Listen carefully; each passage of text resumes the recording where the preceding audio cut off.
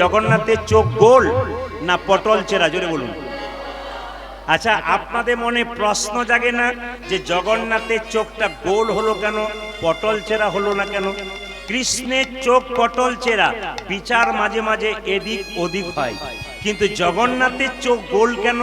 ভিখারি গেলেও যা, আর ধনী গেলেও তা, বৈষ্ণব গেলেও যা, ব্রাহ্মণ গেলেও যা, নারী গেলেও তা, পুরুষ গেলেও তা, যা চাইবে জগন্নাথ সমান বিচার করবে। এই জন্য জগন্নাথের চোখটা হলো গোল। দেখবেন আপনার বাড়িতে একজন বিরাট বড় লোক এলো, তাকেও আপনি শরবত দিলেন, যে ভিখারি এলো তাকেও শরবত দিলেন, তবে কৃষ্ণের কৃপা পেলেন। আর বড় লোক এলো, বাড়ির ভেতরে দুটো সাদা মিষ্টি জল দিলেন, আর ভিখারি এলো সাদা জল দিলেন, ভগবান আপনার বিচার করলো। কেন? তুমি মানুষের বিচার শিখলে না, উঁচু নিচু শিখলে না, সবাই সমান। কেন? মানুষ জগতে জন্ম নিয়েছি, এসেছি খালি হাতে, যাব খালি হাতে। এসেছিলাম তখন শরীরে কাপড় ছিল না, আবার এই পৃথিবী থেকে যাব তখন শরীরে কাপড় থাকবে না। এই জন্য যখনই আপনি বিচার করবেন, সবাইকে সমান বিচার করবেন, তবে জগন্নাথের বিচারটা আপনি সমানভাবে পাবেন। জগন্নাথ স্বয়ং কৃষ্ণ। আসতে, যে জগন্নাথের হাত পা নাই দেখতে পান, উনিকে স্বয়ং কৃষ্ণ বলবেন। কৃষ্ণ জগন্নাথ কি করে হলো একটু বলি। মানুষ যখন মারা যায় তখন তাকে কিসে পোড়ানো হয়? কাঠে না কয়লাতে? জোরে বলুন, একটু জোরে বলুন। আচ্ছা, মানুষের শরীর পোড়ানো হয়, শরীরের সব জায়গা পুড়ে যায়, একটা জায়গায় পড়ে না। কোন জায়গাটা? জোরে বলুন।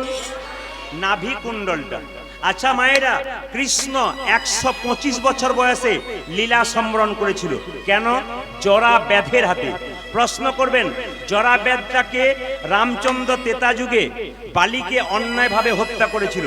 বালি পুত্র অঙ্গদ কেঁদে কেঁদে বলেছিল, প্রভু আমার পিতা যেমন তোমাকে সাহায্য করেছে আমি সেরকম করব, তবে তুমি যখন 14 বছর পর থেকে বনবাস থেকে ফিরে আসবে, তোমার কাছে যা চাইবো তুমি দেবে তো? বলে নিশ্চয়ই দেব। বলে কি চাইবে তুমি? যা চাইবে তাই দেবো। রাজত্ব চাইবে? আমার লোভ নাই, সব দিয়ে দেবো। রামচন্দ্র 14 বছর পর বনবাস থেকে ফিরে এলো, সবাইকে সবকিছু দিল। অঙ্গদ চিৎকার করে বলে উঠলো, বালিপুত্র অঙ্গদ এবার আমায় দাও কি? পিতৃহত্যার প্রতিশোধ। লক্ষণ বলো, সুকার তুই কাকে কি বলছিস? তোর সাহস কম নয়? রামচন্দ্র বলল, দাঁড়াও লক্ষণ, লেগে যেও না। অঙ্গদ ঠিক চেয়েছে, অন্যায়ভাবে বাবাকে মেরেছি, শাস্তি চেয়েছে। কি চাও তুমি? তোমাকে আমি পিতৃহত্যার প্রতিশোধ চাই। কথা দিলাম অঙ্গদ, আগামী দা পরে আমি কৃষ্ণ হব, তুমি হবে জরা ব্যাধ, একদিন তোমার হাতে আমি প্রাণ বিসর্জন দেব। বাবা লক্ষ্য করুন, কৃষ্ণ 125 বছর বয়সে যখন দেহত্যাগ করলো, তখন তার দেহটাকে চন্দন কাঠ দিয়ে পোড়ানো হলো। কি কাঠ দিয়ে? যেটা বলুন, চন্দন কাঠ দিয়ে। এইবার ভালো করে শুনবেন তত্ত্বটা। মানে জগন্নাথের জন্মটা কিভাবে হলো, জগন্নাথ এলেন কিভাবে, কৃষ্ণ জগন্নাথ কৃষ্ণ রূপে ছিলেন, তিনি জগন্নাথ হলেন কি করে?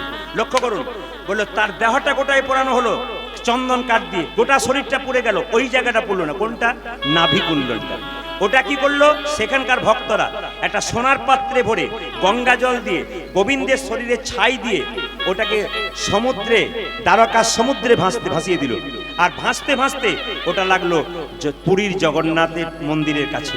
হঠাৎ পুরীর জগন্নাথের মন্দিরের কাছে যখন এলো, মানে যেখানে জগন্নাথ আছেন, হঠাৎ স্বপ্ন দিলেন পুরীর পাণ্ডাদেরকে, ভগবান তুমি আমার এই ব্রহ্ম বস্তুটা একটা সোনার পাত্রে ভরা আছে, মানে নাভিকুণ্ডলটা, ওটা নিয়ে যাও একটা নিম্ব কাঠ, মানে বুঝতে পারছো তো, দারু ব্রহ্ম, ওর মধ্যে তুমি জগন্নাথ তৈরি করে তার মধ্যে প্রতিষ্ঠা করো। আপনারা যারা জগন্নাথ মন্দিরে গেছেন তারা শিখতে পারবেন, তারা জানতে পারবেন যে জগন্নাথের কলেবর তৈরি হয় 12 বছর পর পর পরিবর্তন হয়। আর যে তৈরি করে সে কিন্তু বেশি দিন বাঁচে না, খুব বেশি হলে 1-2 মাস বাঁচে, তারপর সে আস্তে আস্তে মারা যায়। তবু কিন্তু তারা এটা করতে থাকে। সবাই তো তীর্থস্থানে যেতে পারেন না, কারো টাকা আছে তবু যেতে পারেন না, সময় নাই, কারো আবার টাকা নাই যেতে পারেন না। শাস্ত্র বলল আপনি তীর্থস্থানে যেতে পারলেন না, কিন্তু তীর্থের ফল বাড়িতে বসেই লাভ করবেন। কি করবেন? যদি সবচাইতে বড় উপবাস একাদশী করতে পারেন, তবে সর্ব তীর্থের ফল আপনার লাভ হয়ে যাবে। সর্ব তীর্থের ফল আপনার একাদশীতে লাভ হয়ে যাবে। একটু একাদশীর তত্ত্বটা আমি আপনাদের বলে দিই। একাদশী ছেলে না মেয়ে? জোরে বলুন। হ্যাঁ না, ছেলে। ছেলে ছেলে ছেলে নাকি? ও মেয়ে, যাক। আচ্ছা মায়েরা, একাদশীর জন্ম কোথা থেকে জেনে নিন। একজন দৈত্য ছিল ভগবান বিষ্ণুর সঙ্গে ভগবান বিষ্ণুর সঙ্গে 100 বছর যুদ্ধ করলো। ভগবান বিষ্ণু লীলা করবার জন্য ভয়ে ভীত হয়ে গুহার মধ্যে ঢুকে গেল। দৈত্য ছুটে গিয়ে এবার ঢুকে গেলে তুমি গুহার মধ্যে, এবার বেরো, তোমার শেষ করে দেবো। দৈত্য যখন দাঁড়িয়ে আছে ভগবান বিষ্ণুকে মারবার জন্য, ভগবান বিষ্ণুর শরীর থেকে একটা অপূর্ব জ্যোতি বেরিয়ে এলো। সেই জ্যোতি থেকে সৃষ্টি হলো একজন রমণী। আর সেই রমণী এমন করলেন, সেই দৈত্যের মস্তকটাকে ছেদন করলেন। সঙ্গে সঙ্গে ভগবান বিষ্ণু বলল, বারে মেয়ে, আমি যাকে কিছু করতে পারলাম না তুমি তাকে মেরে ফেললে। মেয়েটা বলল, আমাকে অপমান করছেন কেন? আপনার শরীর থেকে তো আমি সৃষ্ট, আপনার ক্ষমতাতেই তো আমি ক্ষমতা পেয়েছি, আমাকে অপমান করলেন কেন? বলছে, না না, তুমি কি চাও? মেয়েটি বলে উঠলো, আমি এইটাই চাই, আমাকে এমন একটা স্থান দাও, জগতের জীব যদি আমার মধ্যে আসে তাহলে সমস্ত তীর্থের ফল সে যেন লাভ করতে পারে। ভগবান বললেন, ওগো মেয়ে, তোমার নাম হলো আজ থেকে একাদশী। তোমার মধ্যে যদি কেউ যেতে পারে তবে তার সমস্ত তীর্থের ফল একসঙ্গেই লাভ করে। এই জন্য মায়েরা, মুসলিম সমাজে দেখবেন, এই তো ঈদ হয়ে গেল, মুসলিম সমাজে দেখবেন 30 দিন রোজা রাখে, ভোর 4টে থেকে সন্ধে 6টা পর্যন্ত থুতু পর্যন্ত গিলল না। আর আমরা 15 দিন পর পর একবার করে একাদশী ফল খেতে পাবেন, সবজি খেতে পারেন, সাবু দানাও অনেকে খেতে পারেন দুগ্ধ দিয়ে, কলা দিয়ে, তাও আমাদের করতে পারলাম না। আমরা ধর্মটাকে কোন জায়গায় পৌঁছাবো আমরা নিজেই খুঁজে পাচ্ছি না। ওদের এইটুকু বাচ্চাগুলো মাকে বলে, মা রোজা করব, মা তখন বলে আল্লাহ তোর বরকত করবে।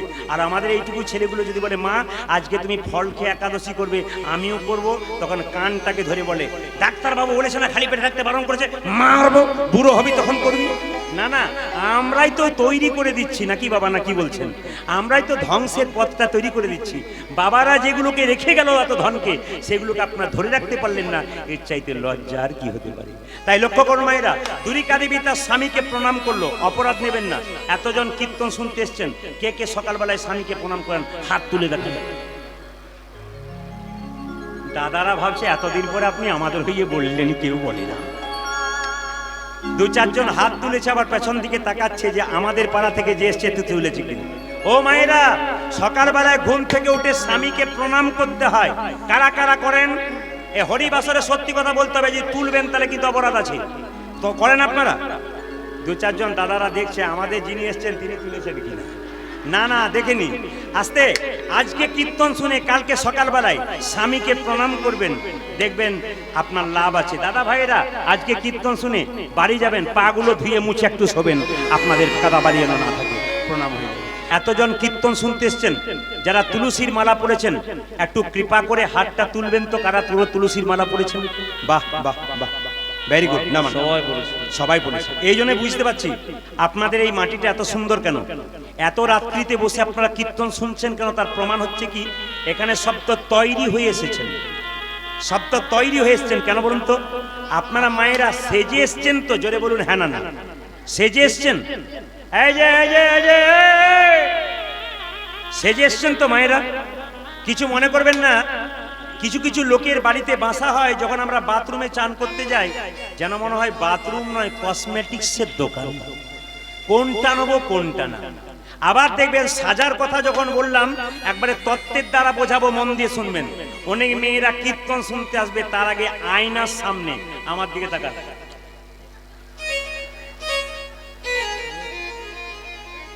আবার দেখবেন কালো রঙে বার্নিশ করছে। নারায়ণ লক্ষ্মীকে বলছে, লক্ষ্মী এত সুন্দর রংটা দিলাম পছন্দ হলো না, আবার বার্নিশ করছি। তখন লক্ষ্মী বলছে, যতই বার্নিশ করুক ধুয়ে দিলে আবার ওই রংটাই বেরিয়ে যাবে। মানে ও লোক ঠকানোর চেষ্টা করছে। ও মায়েরা, সাজের কথা যখন বললাম তখন মন দিয়ে শুনবেন, দামি কথা। আপনাদের সাজের কথা বলবো। আপনারা স্মৃতিতে কি নিয়েছেন যারা সধবা নারী? জোরে বলুন, একটু জোরে বলুন। দাদা ভাইরা আজকে মন দিয়ে শুনবেন, স্বামীর অমঙ্গলের জন্য না মঙ্গলের জন্য সিঁদুর নেন? জোরে বলুন। কি জন্যে? মঙ্গলের জন্য। আচ্ছা বলি, সিঁদুরটা নেন কেন? মঙ্গলের জন্য। সিঁদুর নিতে হয় কোন আঙ্গুলে? একটা এই আঙ্গুলে, একটা এই আঙ্গুলে। এই আঙ্গুলে সিঁদুর নিলে কি হয়? স্বামী স্ত্রীর সম্পর্কটা পাকা হয়। এই আঙ্গুলে সিঁদুর নিলে কি হয়? স্বামীর আয়ু দীর্ঘায়ু হয়। এটা কে দেখিয়ে দিয়েছে? তত্ত্বের দিকে তাকান। এটা আমি দেখাই নাই, আপনি দেখান নাই। রামায়ণ পড়ুন, দেখবেন সীতা যখন সিঁদুর নিত, একদিন এই আঙ্গুলে, একদিন এই আঙ্গুলে। যখন সিঁদুর নিচ্ছে তখন পেছন থেকে হনুমান প্রশ্ন করছে, মা মা সিঁদুর নিচ্ছ কেন? তখন সীতা বলছে, চুপ কর, এই জন্য তোকে আমার পছন্দ লাগে না। ভালো কাজ করতে গেলে পিছু রাখিস, এক পাশে চুপচাপ বসে থাক, সিঁদুর না হোক, তারপর যা জিজ্ঞেস করবি করবি। এর থেকে মায়েরা কি শিখলেন? যখন আপনারা সিঁদুর নেবেন একটা নির্জন জায়গায় নেবেন, কেন? যেন কেউ পিছু ডাকতে না পারে। আচ্ছা, সিঁদুর তো আপনারা স্মৃতিতে নিন। শাস্ত্র বলল সিঁদুর 5 জায়গায় নেওয়া দরকার। সিঁদুর 5 জায়গায়। আচ্ছা, বলবো না, বাদ দিয়ে দেবো, বলবো না, বাদ দেবো। আর একবার বায়না করবেন, তারপর বলে দিয়ে দেবো, আজকেই বলবো নাকি? আচ্ছা, সিঁদুর 5 জায়গায় নেবেন। এদিকে দেখেন, সিঁদুর 5 জায়গায় নেবেন। কোথায় কোথায়? একটা স্মৃতিতে। 2 নম্বর, আপনার যে টিপ নিচ্ছেন ওখানে একটা সিঁদুরের ফোঁটা নিতে হয়। তারপর টিপ নেবেন, যা নেবেন নেবেন। আর কোন জায়গাতে? কণ্ঠে নিতে হয়। কয় জায়গা হলো জোরে বলুন? 3 জায়গায়। আর নিতে হয় কোথায়? শাখাতে, 4 জায়গায়। আর নিতে হয় কোথায়? কাপড়ের কোণে। কাপড়ের যে এই কোণটা রয়েছে না, ওখানে একটু সিঁদুর লাগাতে হবে। তাহলে ক জায়গায় সিঁদুর বললাম? স্মৃতিতে, আচ্ছা একটা একটা, স্মৃতিতে, আর কপালে 2, কণ্ঠে 3, আর কোথায়? হাতের শাখাতে 3, আর কটা হলো? 4, আর শাড়ির কোণে কটা হলো? 5। তো সীতা, আপনি যখন সিঁদুর নেবেন নির্জন জায়গায় নেবেন, কেউ যেন আপনাকে দেখতে না পায়, দেখতে পেলেও যেন পিছু না ডাকে, এরকম ভাবে নেবেন। তবে সিঁদুরের কৌটের ভাগ আপনারা কাউকে দেবেন না। কোনো মেয়ে যদি এসে বলে, দিদি আমার সিঁদুর শেষ হয়ে গেছে, তোমার একটু সিঁদুর দাও তো, না না, যে কৌটো থেকে আপনি সিঁদুর নেন সিঁদুরের ভাগ দিতে নাই। আপনি নতুন কৌটো থেকে দান করেন, তাতে আপনার লাভ হবে। তবে একটা কথা বলি, মঙ্গলবার দিন যদি এই কাজটা কেউ করতে পারেন, লাভ আছে আপনাদের। কি করবেন মঙ্গলবার দিন? হনুমানের চরণে কেউ যদি একটু সিঁদুর দিয়ে তার কপালে তেল সিঁদুর মাখিয়ে দিতে পারেন, তার সিঁদুর তো দীর্ঘায়ু হয়ে যায়। হনুমানজির চরণে দেবেন আপনারা সিঁদুর। একটা ছোট্ট কথা বলি, সীতা যখন এরকম করে সিঁদুর নিচ্ছে, হনুমান পেছন থেকে প্রশ্ন করলো, মা সিঁদুর নিলে কি হয়?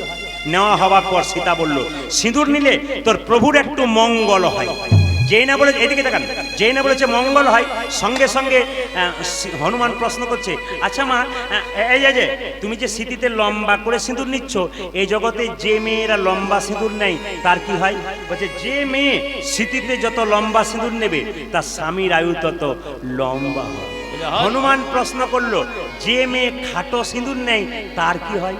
ওটা বলবো না, ওটা বললে গন্ডগোল আছে। কেন বলুন তো? প্রায় তো সব খাটোই দেখা যাচ্ছে, ঝগড়া বেঁধে যেতে পারে না বলেই। সিঁদুর খাটো নিলে কি হয়? সীতা বলছে, ওরে হনুরি, এই জগতে যে মেয়ে যত খাটো সিঁদুর নেবে তার স্বামী তত তাড়াতাড়ি বল হরি, বল হরি। যারা খাটো নিয়েছেন তাদের স্বামীরা ভাবছে, ভাগ্যে প্রদীপ বাবু এসেছিল, আজকে রাতে বাড়ি চলো, তারপর দেখাচ্ছে। যা চাইছে তাই পাচ্ছে, যা খুঁজছে তাই পাচ্ছে, সিঁদুরটাকে খাটো করছে ওপরে পাঠানোর জন্য। মায়েরা এই দিকে দেখান, সিঁদুর খাটো করবেন কখন? আসলে আপনাদের যখন বিয়ে হয়েছিল, অপরাধ দেবেন না, তখন দেখবেন বিয়ে হবার সময় সিঁদুর দেওয়ার সময় একটা মন্ত্র বলে। ওই মন্ত্রটা বাংলা অর্থ কি? আজ থেকে তোমার সব চাওয়া পাওয়া পূর্ণ করে দিলাম, তুমি যা চাইবে তাই পাবে। আজকে রাতে গিয়ে বলবে, 2টো সোনার বালা দাও, বলে 10 দিন পর দেবো। 10 দিন গেল, 1 মাস গেল, সিঁদুর খাটো করতে শুরু করে দিল। না না, এটা গেল বাইরের কথা। আচ্ছা, সিঁদুর আবার দেখবেন সবচাইতে লজ্জার ব্যাপার, এখনকার মেয়েদের, আপনাদের এখানে নয়, স্মৃতিতে সিঁদুর না নিয়ে সাইডে নিচ্ছে। যেটা বলুন হ্যাঁ না না, এই যারা সাইডে নিচ্ছে তাদের ধিক জানায়। কেন বলুন তো? ওই মেয়েটা সম্পূর্ণ হিন্দু সনাতন ধর্মকে অপমান করছে। ওই মেয়েটা অগ্নি সাক্ষী করে বিয়ে করেছে, ওর স্বামীকে অপমান করছে। ওই মেয়েটা সমাজকে অপমান করছে। ওই মেয়ে সমাজটাকে দূষিত করে দিচ্ছে। জেনে রাখুন, যে মেয়ে যত স্মৃতিতে সিঁদুর না নিয়ে সাইডে সিঁদুর নেবে, তার স্বামীর সঙ্গে তার সম্পর্ক তাড়াতাড়ি সাইড হওয়ার চান্স। এই জন্য মায়েরা, সিঁদুরটা যখন হনুমান যখন দেখলো সিঁদুর একটু নিলে স্বামীর মঙ্গল হয়, সিঁদুরের কৌটোটা নিয়ে 50 হাত দূরে গিয়ে গোটা সিঁদুরটা হনুমান গোটা শরীরে ছড়িয়ে দিল। সীতা বলছে, হনুরে, ওই জন্য লোকে তোকে বোকা বলে। আমি একটু সিঁদুর নিচ্ছি প্রভুর মঙ্গলের জন্য, আর তুই গোটা শরীরে সিঁদুরটা ছড়িয়ে নিলি। হনুমান বলছে, মা, স্মৃতিতে একটু সিঁদুর নিলে যদি প্রভুর একটু মঙ্গল হয়, তবে গোটা শরীরে সিঁদুর ছড়িয়ে নিলে প্রভুর আমার কত না মঙ্গল হয়। পেটের মধ্যে বাচ্চা থাকলে 3টে নিয়ম পালন করলে কৃষ্ণ ভক্ত সন্তান জন্ম নেওয়া যায়। একটু অনুকূল ঠাকুরের যারা শিষ্য আছেন একটু হাত তুলবেন, যারা অনুকূল ঠাকুরের শিষ্য আছেন। বাহ, অনুকূল ঠাকুরের শিষ্য যারা আছেন, যারা অনুকূল ঠাকুরজির বই পড়েছেন, তারা শুনে নিন সবাই মিলে যে পেটে বাচ্চা থাকলে 3টে নিয়ম পালন করতে হয়। প্রথম নিয়ম কি? তাকে শ্রীমদ্ ভাগবত গীতার 2-4 লাইন পড়তে হয়। দ্বিতীয় নিয়ম কি? তাকে মন্দিরে বসে প্রত্যেক দিন ভগবানের কাছে প্রার্থনা করতে হয় যেন কৃষ্ণ ভক্ত সন্তানে মা হতে পারি। আর তৃতীয়টা কি? এদিকে তৃতীয়টা কি? সে যেন প্রতিদিন তুলসী গাছে 1 ঘটি করে জল দিতে পারে এবং পরিক্রমা করতে পারে, তার লাভ আছে। তবে একটা কথা বলে কি, আপনারা তুলসী মন্দির পরিক্রমা করবেন কবার? জোরে বলুন, একটু জোরে বলুন। আমি আঙ্গুলে দেখি 4 বার। আচ্ছা, দেবতাদের পরিক্রমা করবেন কবার? দেবতাদের, এইবার তো জানবার বিষয় আছে, দেবতাদের পরিক্রমা করবেন কবার? কীর্তন শুনতে আসা শুধু এই নয়, দেবতাদের পরিক্রমা করবেন কবার? দেবতাদের পরিক্রমা করবেন 3 বার। কি গণেশ বলুন কি অন্যান্য, কিন্তু শিবের পরিক্রমা করবেন কবার?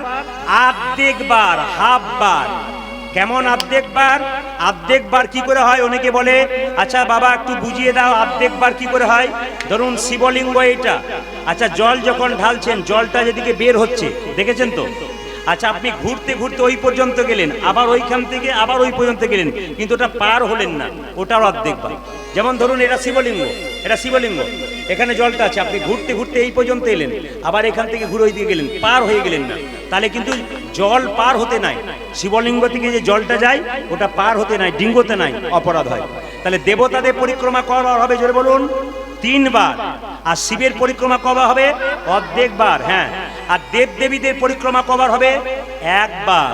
কালী বলুন, দুর্গা বলুন, সরস্বতী বলুন, লক্ষ্মী বলুন, সকলে পরিক্রমা হয় কবার? 1 বার। আমি কিন্তু গুনিয়ে নেব। এবার বলি ভগবান সূর্যদেবের পরিক্রমা কবার হবে? সূর্য দেবতাকে পরিক্রমা করবেন, এখানে দাঁড়িয়ে দাঁড়িয়ে কবার করবেন? 7 বার করবেন। তাহলে আমি এক এক করে জিজ্ঞেস করি, তুলসী মন্দিরে কবার করবেন? জোরে বলুন। 4 বার।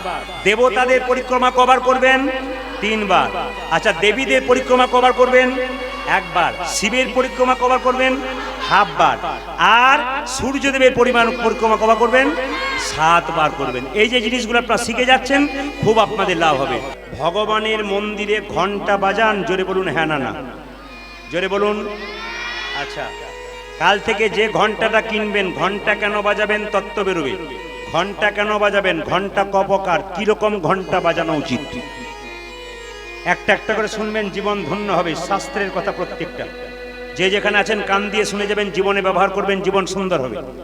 বলছে ঘন্টা 2 রকম, একটা ঘন্টি, একটা ঘন্টা। একটা পুরুষ, একটা স্ত্রী। হরে কৃষ্ণ।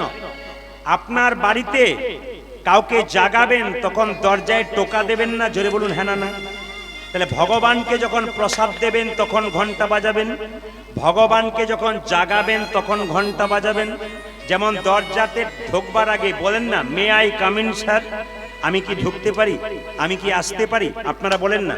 তাহলে ঘন্টা কেন বাজানো হয়? ঘন্টা বলে দিই, ঘন্টা বাজানো হয় ভগবানকে জাগানো হয়। দেখবেন ব্রাহ্মণরা যখন দরজা খোলে, দরজা খোলার সময় দেখবেন 3 বার এটা করে। কেন বলুন তো? আস্তে, এটা কেন করে বলুন তো? ভগবান কি অবস্থায় আছে একটু ইশারা দিয়ে দরজা খুলতে হয়। যে বাড়িতে শুয়ে থাকে তার বাড়িতে হট করে ঢুকতে নাই, কেন? ইশারা করে, আমি কি আসতে পারি, কিংবা দরজায় ধাক্কা দেওয়ার পর সে যখন জেগে যাবে, আচ্ছা আচ্ছা দাঁড়াও দাঁড়াও, দরজা খুলছি। ঘন্টা কেন বাজাই? ঘন্টা বাজায় জাগানোর জন্য, প্রসাদ দেওয়ার জন্য। ঘন্টা 3 রকম হয়, ভালো করে শুনবেন। যে ঘন্টাতে গরুর পাখির ছবি থাকবে, ভালো করে শুনবেন কথাগুলো। যে ঘন্টা, একবার মন দিয়ে শুনবেন, আপনাদের জীবনে কাজে লেগে যাবে। যা আপনারা শোনেন নাই তা শুনবেন, যা জীবনে ব্যবহার করেন নাই তাই করবেন। দোকান থেকে ঘন্টা কিনবেন, 3 রকমের ঘন্টা আছে। এক রকম ঘন্টা হচ্ছে পুরুষ ঘন্টা, একটা ঘন্টি মানে ছোট ঘন্টি যেটা হাতে টিং টিং করে বাজানো, আর যেটা ঝোলানো থাকে বড় করে ওটার নাম ঘন্টা। একটা পুরুষ, একটা স্ত্রী। স্ত্রী হলো কোনটা? ঘন্টি, ঘন্টি যেটা হাতে বাজাচ্ছেন। আর ঘন্টা কোনটা যেটা ঝুলছে, ওই ঘন্টাটা কিরকম কিনবেন? যে ঘন্টাতে গরুর পাখির ছবি থাকবে, ভগবানের বাহন গরু, এই গরুর পাখির ছবি থাকবে, এই ঘন্টা যদি কিনতে পারেন লাভ আপনার 100% আছে। যে ঘন্টাতে শেষ নাগ সাপের ছবি আছে, অনন্ত নাগ, সেই ঘন্টা আপনি কিনতে পারেন। আর যে ঘন্টাতে ময়ূরের ছবি আছে, ময়ূর, সেই ঘন্টা আপনি কিনতে পারেন। এরকম ঘন্টা কিনবার চেষ্টা করবেন না, প্লেন কিছু নেই, এই ঘন্টা কিনবেন না। তাহলে কি কি বললাম একটু মন দিয়ে শুনতে পারলেন? যে ঘন্টাতে গরুরের ছবি থাকবে, গরুর পাখি, যে ঘন্টাতে ময়ূর পাখি থাকবে, যে ঘন্টাতে সাপের ছবি থাকবে, সেই ঘন্টা আপনি কিনতে পারেন। আর ঘন্টি বাজাবেন কখন? যখন ভগবানকে জাগাবেন। ঘন্টা বাজাবেন কখন? যখন প্রসাদ দেবেন, তখন। দুভাবেই বাজানো যায়। এইবার বলুন, মন্দিরে আচমন করেন, জোরে বলুন হ্যাঁ না না। এইবার আচমনের বিধি আছে, নিয়ম আছে। শাস্ত্রের কথা বলি আমি, কিন্তু যে কথাগুলো বলবো শাস্ত্রের বাইরে বলবো না, মুখস্থ বিদ্যা বলছি, আমি শিখে বলছি, আমি পড়ে বলছি। যদি শুনে বলি তাও বলে দিই কোন জায়গা থেকে বলছি। শিখে বললে পড়ে বললে এটা স্মৃতিশাস্ত্রে লেখা আছে। আচমন করা হয় কবার? জোরে বলুন, একটু জোরে বলুন। বাচ্চাগুলো যে জানে তাতে আমি খুশি। আচমন করা হয় 3 বার। আচমন করার সময় হাতটা কেমন হবে দেখুন। গরুর কান দেখেছেন? জোরে বলুন হ্যাঁ না না। এই গরুর কানটা এরকম ধরনের হয়, ভালো করে দেখুন। গরুর কানটা কিন্তু এরকম ধরনের হয়, ভালো করে যে যেখানে আছেন। গরুর কানটা যেমন হয়, হাতটা এরকম হবে। জলটা হাতে নেবেন কবার? 3 বার। প্রথমবার নেবেন এমন পরিমাণ জল নেবেন যে জলটা খেলে আপনার বুক পর্যন্ত যায়। আমি এটা কিন্তু বৈষ্ণব শাস্ত্র যারা কৃষ্ণ মন্ত্র নিয়েছে তাদের জন্য বলছি, যেন বুক পর্যন্ত যায়। ভালো করে শুনবেন, দামি দামি কথা কিন্তু আমি আজকে আসলে যে কথাগুলো বলে যাব একটা একটা করে শুনবেন। ইউটিউবে বেরিয়ে যাবে, সেদিন আপনি আবার পেয়ে যাবেন, কিন্তু সেটা পেতে আপনার দেরি হবে। আজকে থেকে আরম্ভ করবেন। আচমন করার বিধি বাবারা সব জানেন, যারা বৈষ্ণব আছেন। এরকম হাতটা কিন্তু গরুর কানের মতো হবে। জলটা এখানে দেবেন 3 বার। প্রথমে কেশবায় নমঃ, জলটা খাবেন। দ্বিতীয়বার কি? মাধবায় নমঃ। তৃতীয়বার কি? নারায়ণায় নমঃ। কি বলবেন? কেশবায় নমঃ, মাধবায় নমঃ। জোরে বলুন নারায়ণায় নমঃ। আরেকবার বলুন, কেশবায় নমঃ, মাধবায় নমঃ, নারায়ণায় নমঃ। 3 বার বলুন। হাতটা কার কানের মতো হবে? জোরে বলুন, গরুর কানের মতো। বাহ! জলটা কতটা পর্যন্ত যাওয়া দরকার? একবারে বুক পর্যন্ত যাওয়া। বাচ্চাগুলো তো সব শিখে নিয়েছে, এদের মুখস্থ আগে হয়ে গেছে। তো গরুর কানের মতো হবে, বুক পর্যন্ত যাবে। আচ্ছা, আচমনের বিধি আপনাদের সবাইকে শিখিয়ে দিলাম। তবে একটা কথা বলে রাখি, আপনারা যখন মন্দির পরিষ্কার পরিচ্ছন্ন করবেন তখন মাথায় রাখবেন, সকালবেলায় ঘুম থেকে উঠে মন্দির পরিষ্কার করবেন, মন্দিরে ঝাঁট দেবেন। ভগবানের সেবা 3 রকম হয়। শাস্ত্র বলল, একটা তনুজা, একটা বিত্তজা, একটা মনসা। তনুজা মানে কি মা? দেহ দিয়ে গোবিন্দ সেবা। আপনার স্বামীর টাকা নাই, অভাব আছে, অসুবিধা নেই, দেহ দিয়ে গোবিন্দ সেবা করুন। কি করবেন? একটু মন্দিরে ঝাঁট দিয়ে দিন, একটু গোবর জল গুলে ওই জায়গাটা পরিষ্কার করে দিন। দেহ দিয়ে সেবা করা। যে দেহ দিয়ে গোবিন্দ সেবা করবেন, এই দেহ তো আপনার শক্ত পাথরের মতো থাকবে। আর দ্বিতীয় হচ্ছে একটা তনুজ, একটা বিত্তজা। যেমন আমাদের দাদা ভাইরা সব ব্যবসা করে, চাকরি করে, সময় নাই, তারা ভগবান ভজনা করতে পারে না। বিত্তজা, টাকা দিয়ে গোবিন্দ সেবা করো। 100 টাকা রোজগার করেছো, 10 টাকার বাতাসে দাও। 1 লাখ টাকা রোজগার করেছো, 10,000 টাকা মন্দিরে যাও। যেমন মুসলমানদের দেখবেন নিয়ম আছে, যদি কোনো গরিব মুসলিমে 4 টিন ধান হয়, 1 টিন ধান মসজিদে দেবে, ওটাকে জাকাত বলা হয়। যতই গরিব হোক ওরা দেবেই, ওরা জানে। কিন্তু আমাদের 10 লাখ টাকা রোজগার করে, 100 টাকা রোজগার করে 10 টাকা মন্দিরে দেয় না কেন বলুন তো? 25 টাকা সিগারেট খেয়ে নেয়, তবু 5 টাকা মন্দিরে দেওয়ার মন থাকে। আমরা কোন জায়গায় পৌঁছাচ্ছি একটা। আর মনসা মানে কি? মানে মন দিয়ে গোবিন্দকে ভজনা করা। যারা মনসা মানে যে চোখে দেখতে পায় না, যে এদিকে যে চোখে দেখতে পায় না, যে পায়ে চলতে পারে না, সে মন দিয়ে ভগবানের সেবা করবে। ভগবানের বাবার নাম কি কারো জানা আছে? ভগবানের মায়ের না, হাসলে হবে না, বলতে হবে। ভগবানের মায়ের নাম কি? বৈষ্ণবগণ জানেন ভগবানের বাবার নাম হচ্ছে কি? নন্দরাজা আর বসুদেব। একজন ঔরসজাত, একজন পালন করেছে। আর মা হচ্ছে যশোমতী, পালন করেছে, লালন করেছে। আর যিনি গর্ভে ধারণ করেছেন তার নাম দেবকী, এটা জানেন। কিন্তু ভগবান তো নিজের মুখে তা বললেন না। তিনি কি বললেন?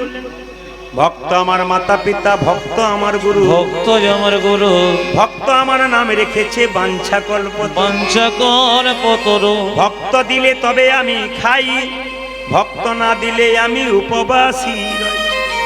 ভক্ত দেবে তবে খাবে। এত বড় সংসারের মালিক যিনি, নিজে সব খেতে পারেন, গোটা সংসারের মালিক, আপনার কাছ থেকে পাই তবে খাই। আপনি দিলে তবে খাবে, নইলে দেবে না। ভক্তের হাতে আছে দড়ি, ভক্ত আমাকে যেদিকে ঘোরাই আমি সেই দিকে ঘুরি। বল মায়েরা, ভক্ত আমার মাতা পিতা, ভক্ত আমার গুরু। প্রমাণটা কি? রামচন্দ্রের বড় ভক্তর নাম কি ছিল? হনুমান। একদিন হনুমান বলছে, প্রভু তোমার চরণ তো প্রত্যেক দিন দেখছি, আমি তোমার গুরুর চরণ একবার দেখতে চাই। সঙ্গে সঙ্গে রামচন্দ্র বলে উঠলো, আমার গুরুদেবের চরণ দেখতে যাবি? তবে এক কাজ কর, সরজু নদী পেরিয়ে যা, একটা বিরাট বড় পর্বত দেখতে পাবি। দেখবি গুহার মধ্যে আমার গুরুদেব পাগুলো বাইরে করে শুয়ে আছে, আর মাথাটা কাপড় দিয়ে ঢাকা আছে। তুই কি দেখবি, চরণ না বদন? বলছে আমি চরণ দুটো দেখবো, প্রণাম করবো আর চলে আসবো। যেই না হনুমান সরজু নদী পার হয়েছে, রামচন্দ্রের গুরুদেবের চরণ দুটো দর্শন করেছিল। মনে মনে ভাবছে, যার চরণ এমন তার বদনে কেমন, যার চরণ এমন তার বদনে কেমন। একবার বদনটা দেখলে হয়, কিন্তু কাপড় দিয়ে ঢাকা আছে। যেই না বদনের কাপড়টা খুলেছে, দেখছে ওই দিকেও দুটো চরণ। হনুমান ভাবছে তাহলে রামচন্দ্রের গুরুদেবের মাথা নাই, খালি পাই আছে। এসে বলছে, প্রভু দেখতে গিয়েছিলাম। কি দেখলি? দেখলাম তোমার গুরুদেবের চরণ। ইচ্ছা হলো যারা এত সুন্দর চরণ, একবার বদনটা দেখব। যেই না বদনটা দেখতে গেলাম, অমনি দেখলাম ওই দুগোদর চরণ। তোমার গুরুদেবের কি মাথা নাই, খালি পা আছে? রামচন্দ্র বলছে, হ্যাঁ রে হনুমান, যাবার সময় তুই কি বলেছিলি? চরণ দেখব। তুই কি বলেছিলি? বদনে দেখব। তাহলে তুই বদন দেখতে পেতিস? বলছে, না না, তোমার গুরুদেবের আমি বদন দেখতে চাই। তবে তবে তোকে আর ওই পর্বতের গুহাতে যেতে হবে না। তুই এক কাজ কর, ওই সরজু নদীর জলে এরকম করে মুখটা তাকাবি, দেখবি নিজের গুরুদেবের বদন দেখতে পাবি আমার। আচ্ছা মায়েরা, জলের দিকে মুখ করে তাকালে ভূতের মুখ দেখা যায় না পেতের মুখ দেখা? ভূতের। ওই দেখুন একজন বলছে পেতের মুখ দেখা যায়। পেতের মুখ দেখা যায়? আচ্ছা কীর্তন শুনছে বাবা। এইদিকে এইদিকে তাকান। নিজে যদি জলের দিকে মুখ করে তাকায়, কি কার মুখটা দেখতে পায়? যেটা বলুন, নিজের মুখটা। হনুমান হনুমান এরকম করে মুখটার দিকে তাকাচ্ছে, জলের মধ্যে দেখতে পাচ্ছে খালি নিজের মুখটা। ভাবছে তাহলে গুরুদেবের বদন কোথায়? তাহলে জলের ভেতরে আছে, জলটাকে এরকম করে ঘাঁটলে দিচ্ছে, আবার স্থির হচ্ছে, নিজের পোড়া মুখটা দেখছে। প্রভু বলে, কি কোথায় দেখলাম তোমার গুরুর বদন? খালি তো আমার পোড়া মুখটাই দেখতে পাচ্ছি। রামচন্দ্র বলছে, হ্যাঁ রে হনুমান, ভক্ত আমার মাতা পিতা, ভক্ত আমার গুরু। ভক্ত যদি আমার গুরু হয়, তুই আমার গুরু, তুই তোর বদন দেখবি না তো কি অন্য লোকের বদন দেখতে পারি? বল। তাই মায়েরা, আজকে মহাপ্রভুর কথাটা সবাই মিলে রাখুন। 10-5 সবে মিলে দাঁড়েতে বসিয়া কীর্তন করহ সবে হাতে তালি দিয়া। আজকে অগণিত ভক্ত মহাপ্রভুকে দেখিয়ে দিন যে আমরা তোমার আছি, এটা আপনারা দেখিয়ে দিন। আচ্ছা, আজকে সারা রাত্রি কীর্তন কারা কারা শুনবেন? হাত তুলুন তো। সবাই শুনবে। যাদের গ্যাসের প্রবলেম আছে তারা বারবার ঘড়ি দেখছে আর কতক্ষণ থাকা যায়। আজকে কোনো প্রবলেম হবে না। এই দিকে তাকান, হাত তুলুন। সবাই মিলে প্রেম সে একসঙ্গে গানটা গাইবেন। মহাপ্রভু চৈতন্য চৈতামিতে বলেছে, 10-5 সবে মিলে দাঁড়েতে বসিয়া কীর্তন করহ সবে হাতে তালি দিয়া। সবাই দাঁড়ান দাঁড়ান, কীর্তনটা করি তো। তবে একটা কথা বলবো, যারা বৈষ্ণবগণ আছেন, যারা ভক্ত আছেন, তারা প্রথম কিন্তু দেখাবেন। কেন? আপনাদের দেখে শিখবে। মাস্টার মশাই যদি হাত নিচু করে থাকে, ছাত্র কোনদিন শিখবে না। আপনারা আগে তুলবেন, তবে আপনাদের দেখে শিখবে। আর আপনি তুলবেন না, নিজের ঘ্যাম নিয়ে বসে থাকবেন, আপনার ভক্ত তৈরি আপনি করতে পারবেন না। গতকাল একজন কীর্তন শুনতে এসে আমাকে প্রশ্ন করছে, প্রদীপ বাবু, আমার খুব এদিকে আমার খুব পরিচিত মানুষ। আচ্ছা প্রদীপ বাবু, আমি বলতে চাইছি কি, আমার ছেলের জন্য আমি 1 কোটি টাকা রেখে দিলাম, আর কোনো চিন্তা নাই, আমি মরে গেলে বসে বসে খাবে, আমি শান্তিতে মরব। আমি জিজ্ঞেস করলাম, কি জানেন? বললাম, যে ছেলের জন্য 1 কোটি টাকা রাখলেন, সেই ছেলেটা কেমন তৈরি করে, যে ছেলের জন্য 1 কোটি টাকা রাখলেন, সেই ছেলেটাকে কেমন তৈরি করে গেলেন, ওটা আগে আপনাকে দেখতে হবে। ও ছেলে যদি এইরকম তৈরি করেন, ও ও 1 কোটি মানে কি 4 কোটি শেষ করে দেবে। আর ও ছেলেকে যদি আপনি কৃষ্ণ ভক্ত তৈরি করতে পারেন, তাহলে ও তো সাধুগুরু বৈষ্ণবের সেবা দিয়ে তোমার জীবন জনমটাকে ধন্য করে দেবে। বাহ বাহ বাহ। এই জন্যে আজকের হরিবাসরে যারা কীর্তন শুনতে এসছেন, কীর্তনিয়া প্রদীপ পাল আপনাদের জন্য ভগবানের কাছে একটা জিনিস চাইবে না, না আপনাদের জন্য এই জিনিস চাইবে না যেন আপনাদের ছেলে মেয়ে টাকা রোজগার করার মেশিন হোক, প্রচুর টাকা হোক, ডাক্তার হোক, মাস্টার হোক, ইঞ্জিনিয়ার হোক, আমি সেটা চাইব না। আমি চাইবো তারা যা হবে হবে, ইঞ্জিনিয়ার, ডাক্তার, মাস্টার যা হবে হবে।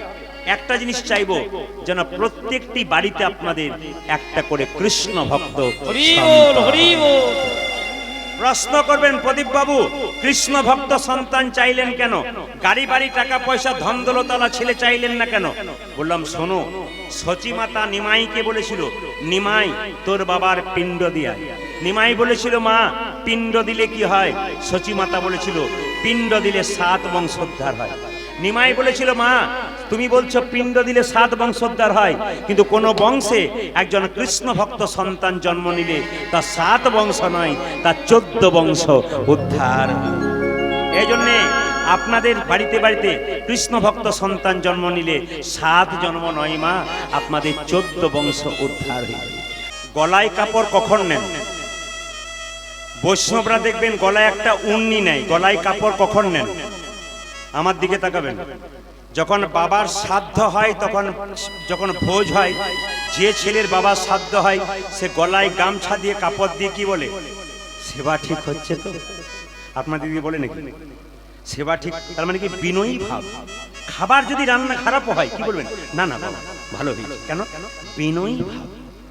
আপনি যখন ভগবানের মন্দিরে প্রদীপ জ্বালাবেন তখন আপনার গলায় কাপড়টা থাকবে কেন? বিনয়ী ভাব। আপনি যখন মন্দিরে যাবেন দাদা ভাইরা প্যান্ট শার্ট পরে যান, গলায় একটা চাদর নিয়ে যান কেন?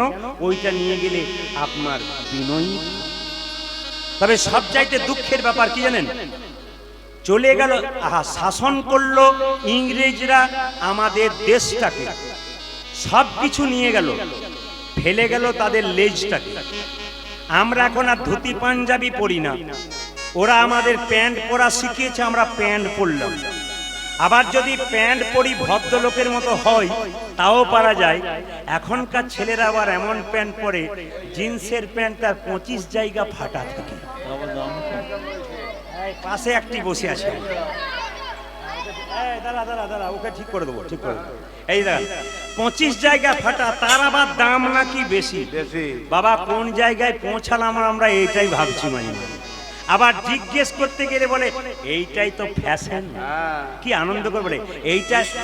আগে তো পাগলারা এই কথা এগুলো করতো, ছেঁড়া খোড়া যে ছাত্র ওইটা। এখন তো এখন এইটাই ফ্যাশন। ফ্যাশন যে কি আমি খুঁজেই পাই না। আবার দেখবেন আমাদের অধঃপতনটা কোন জায়গায় যাচ্ছে। দুর্গা মন্দিরে দুর্গা পুজো হচ্ছে, বিভিন্ন জায়গায় আমরা দুর্গা মন্দিরে গান করতে যাই দুর্গা পুজোর সময়, জায়গাটার নাম বলছি না। এই বছর এক জায়গায় গান করতে গেলাম, আমি চমকে গেলাম। দুর্গার প্যান্ডেল করেছে, প্যান্ডেলের দরজাতে একটা স্কুটার, তার উপরে চাপিয়েছে কে? শিব চালাচ্ছে আর দুর্গা পেছনে বসে আছে। না না হাসি নয়, জিজ্ঞেস করলাম দাদা এগুলো কি হচ্ছে? বলে এগুলো থিম করেছে। থিম করেছে না ছাই করেছে। আমাদের অধঃপতনটাকে টেনে আনছে নাকি বলছেন? আমরা ধর্মের জায়গা থেকে আস্তে আস্তে সরে যাচ্ছি, এগুলোকে ঠিক রাখতে হবে। এইদিকে এইদিকে আবার লক্ষ্য করুন, যখন দেখবেন মা দুর্গা বিসর্জন হয়, মা যখন আসে 4 দিনের জন্য ঢাকঢোল বাজিয়ে আনে, কিন্তু মা যখন বিসর্জন হয় এমন ডিজে বাজায় বয়স্ক বাবাদের বুকে বড় কষ্ট হয়, কিন্তু কিছু বলতে পারে না। কেন? বেপরোয়া হয়ে যায় আমাদের ছেলেরা। যদি তার বাবাকে বলা হয় আপনার ছেলে এত জোরে ডিজে বাজাচ্ছে, তখন তার বাবা বলে 4 দিন আনন্দ করবে না, 4 দিন আনন্দ করবে না। না আনন্দ করতে গিয়ে যে ওটা নিরানন্দের সাগরে পৌঁছাচ্ছে, এই দিকটা আমরা নজর রাখছি না। এগুলোকে ঠিক রাখবেন, তবে কীর্তন শোনা সার্থক হবে। হরিনাম শুনলে 3টে জ্বালা দূর হয় মায়েরা। প্রশ্ন করবেন জ্বালাগুলো কি কি? শাস্ত্র বলল আদি ভৌতিক, আদি দৈবিক, আদি আধ্যাত্মিক। প্রশ্ন হচ্ছে একটা একটা করে বুঝিয়ে দেবো। আদি ভৌতিক, যেমন কুকুরে কামড়ালে কি রোগ হয়? কি রোগ হয়? যাক আপনাদের ডাক্তারি পড়া ছিল নাকি? কুকুরে কামড়ালে জলাতঙ্ক হয়। শাস্ত্র বলল যিনি কৃষ্ণ কথা হরি কথা বলেন তার গোটা শরীরটার নাম অমৃতময় হয়ে যায়। তখন পাগলা কুকুরের বিষ তার শরীরে কোনোদিন কাজে লাগে না। এই জন্য যদি কেউ বিষাক্ত কুকুরে পাগলা কুকুরে কামড়ায়, যিনি হরিকথা বলে তার কোনোদিন জ্বালাতঙ্ক হয় না। দ্বিতীয় জ্বালাটা কি? আদি দৈবিক রাস্তা দিয়ে পেরিয়ে যাচ্ছেন, প্রচন্ড বাজ পড়ছে, কি নাম করছেন? রাম রাম রাম। করার দরকার নাই। কম বয়সে পরিশ্রম করে কেউ যদি ব্যাংকে টাকা জমা দেয়, বেশি বয়সে রোজগার করতে হয় না, সুদে বসে খাওয়া যায়। শরীরে ক্ষমতা থাকতে থাকতে কেউ গোপালের সেবা যদি করতে পারে, ভগবানের নাম যদি করতে পারে, যখন বয়স হয়ে যাবে চোখে দেখতে পারবেন না, কানে শুনতে পারবেন না, পায়ে চলতে পারবেন না, হাজার দিকে বজ্রপাত হবে, ভক্তের মাথায় কোনোদিন বজ্রপাত। তৃতীয় আদি আধ্যাত্মিক শরীরের মধ্যে কঠিন কঠিন রোগ হবে না। ও মায়েরা, এ সংসার এমন একটা, যতক্ষণ সংসারকে দেবেন ততক্ষণ সংসার ভালোবাসবে।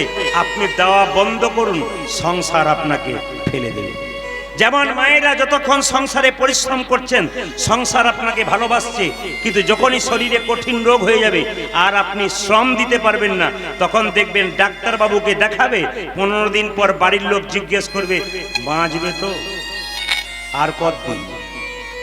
দাদা ভাইয়েরা যতক্ষণ পরিশ্রম দিচ্ছেন সংসারকে, ততক্ষণ ভালোবাসছে। আপনি পরিশ্রম দেওয়া বন্ধ করুন, দেখুন আপনার ভালোবাসা বন্ধ হয়ে যাবে। রাজা দশরথ একদিন সিংহাসনে বসে আছে, হঠাৎ দেখতে পেল আয়না নিয়ে তার চুলের এই জায়গাটা পেকে গেছে আর মুকুটটা, রাজমুকুটটা হেলে গেছে। তখন রাজা দশরথ মনে মনে ভাবলো, আর আমার রাজ্যে থাকা উচিত নয়, রাজত্ব এবার দেওয়া উচিত রামকে। কিন্তু মায়েরা, রামকে রাজা করে দিল, অপরাধ নেবেন না। এই তত্ত্বটা শুনে রাখুন, আপনারা সংসারের রাজা না, না, ভগবান তো সংসারের রাজা, কিন্তু সরকার যদি বলে এ সংসারের মালিককে, তখন তো আপনি ভগবানের নামটা লেখান না, নিজের নামটা লেখান। তা আপনি কখন বুঝবেন আপনার সংসারে আপনার মুকুটটা হেলে গেছে? যখন দুপুরবেলায় রোদ্রে ঘেমে জলে কষ্ট করে বাড়ি ফিরবেন, বৌমাকে 1 গ্লাস জল চাইবেন, 1 ঘন্টা পর যখন 1 গ্লাস জল আসবে, তখন বুঝবেন আপনারও রাজমুকুটটা হেলে গেছে, আপনাকেও সংসার চাইছে না। এই জন্য আপনাদের কাছে নিবেদন রইল মা, এ সংসার যতক্ষণ যারা হরিকথা কৃষ্ণ কথা বলে তাদের শরীরে কঠিন রোগ হয় না, চলতে ফিরতে খেতে শুতেই নিতাই গৌর হরি বল। আসুন, মহাপ্রভু কি করলেন? প্রত্যেকটা জীবের দ্বারে হরিনাম দিলেন। তা ভাইরা বলবেন, কীর্তন শুনতে গেলে যুধিষ্ঠির মহারাজ ছিলেন স্থির ব্যক্তি, তিনি ভগবানকে পেয়েছিলেন। দুর্যোধন ছিলেন চঞ্চল ব্যক্তি, তিনি ভগবানকে হারালেন। এখানে যারা কীর্তন শুনতে এসছে, যুধিষ্ঠির দলের মানুষ যারা, তারা ভগবান পায়, আর যারা দুর্যোধনের মতো চঞ্চল তারা ভগবান হারায়। একটা একটা করে শুনবেন যে যেখানে বসে আছেন। আচ্ছা, বাচ্চা জন্ম নিলে মুখে কি দেওয়া হয়? জোরে বলুন, জোরে বলুন। আচ্ছা, একটু জোরে বলবেন, বাচ্চার মুখে মধু দিতে হয় কেন? জোরে বলুন, কেন? মিষ্টি মিষ্টি কথা বলবে বলে। কিন্তু আপনারা ভুল করছেন, মধুটা কিন্তু মিষ্টি কথা বলার জন্য দেওয়া হয় না।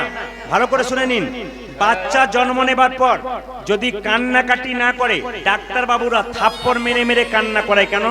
যে বাচ্চা জন্ম নিয়ে কান্নাকাটি করে না, তাকে থাপ্পড় মেরে কান্না করায় কেন? যে ছেলে কান্না করে না সে সুস্থ বাচ্চা হয় না। এবারে বাচ্চা জন্ম নিয়েই তো মায়ের দুগ্ধ পান করতে পারে না, জোরে বলুন হ্যাঁ না না। তখন কি করে বলুন তো? একটু মধু দিয়ে দেয়। কেন? আসল তত্ত্ব হচ্ছে তার কান্নাটাকে বন্ধ করার জন্য। কিন্তু মধু দেওয়ার নিয়মটা শুনে নিন, শাস্ত্রের নিয়ম। মধু দেবেন তখন তবে মিষ্টি কথা বলবে। আচ্ছা, আতুর ঘর থেকে যখন অশৌচ থেকে ফিরলেন, বাচ্চাকে আতুর ঘর থেকে স্নান করে আপনি নিজে ফিরলেন, তখন আপনারা মধু দেন, জোরে বলুন, দেন, জোরে বলুন। ওই সময়টাতে দিলে বাচ্চা মিষ্টি মিষ্টি কথা বলে, শাস্ত্রের নিয়মে যাবে। যখন আতুর ঘর থেকে বাচ্চাটা আসবে, মা আসবে, শৌচ অশৌচ ফিরে, তখন কিন্তু দিলে হয়। আরো ভালো হয় যেদিন আপনার বাচ্চার মুখে ভাত হয়, সেই দিন যদি আপনারা বাচ্চাকে একটু মধু দিতে পারেন প্রথমে ভগবানের চরণে দিয়ে, তাহলে সে মিষ্টি মিষ্টি কথা বলে। জানিতায় জানিতায় হরে কৃষ্ণ হরে কৃষ্ণ। টোন পরিষ্কার, রিভাব কম, রিভাব টাচ, টোন পরিষ্কার। বাইরের মাইকগুলো যদি আপনার সাউন্ড টানছে তাহলে বন্ধ করুন, কারণ বাইরের থেকে লোক শুনবে না। যারা ঘুমাবার তারা ঘুমোবে, 3টে গ্রামের লোককে শুনিয়ে লাভ নাই। যারা বহু দূর থেকে কষ্ট করে এসছে তাদেরকে শোনান, ও যারা ঘুমাচ্ছে তাদের মাইক দিয়ে লাভ নাই।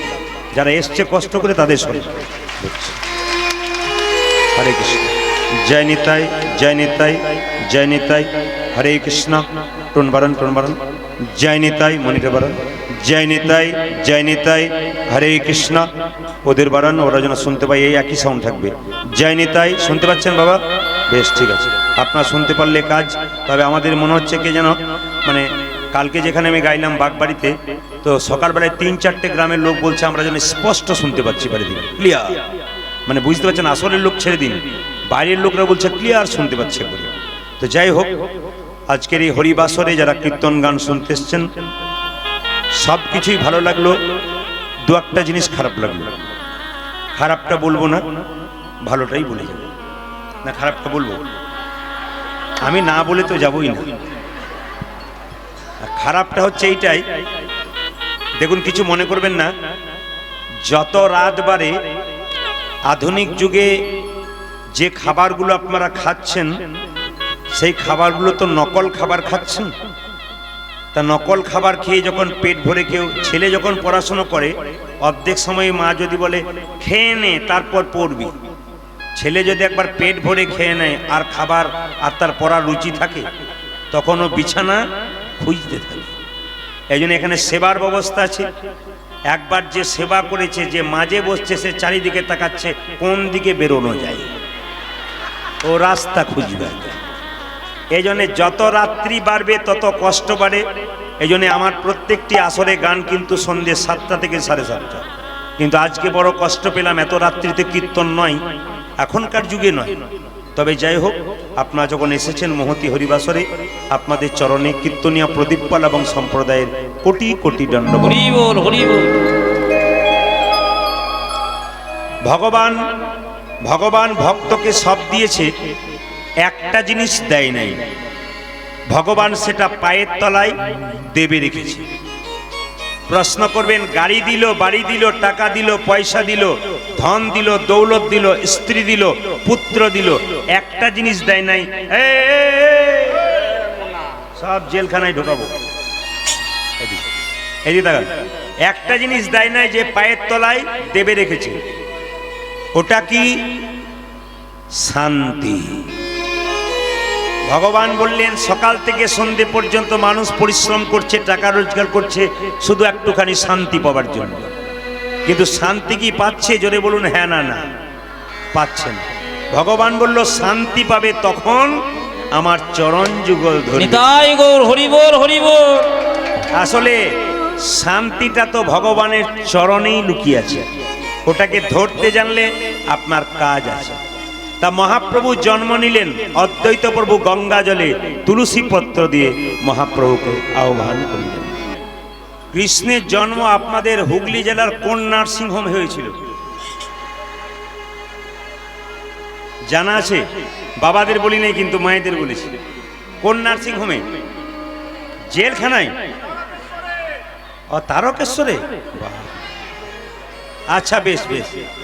ভগবান কৃষ্ণের জন্ম হয়েছিল জেলখানায়, মানে কারাগারে। মায়েরা, এখানে যতক্ষণ কৃষ্ণ জন্ম নেয় নাই ততক্ষণ কারাগারটা অন্ধকার ছিল, আর কৃষ্ণ যখনই জন্ম নিল তখন কারাগার আলো হয়ে গেল।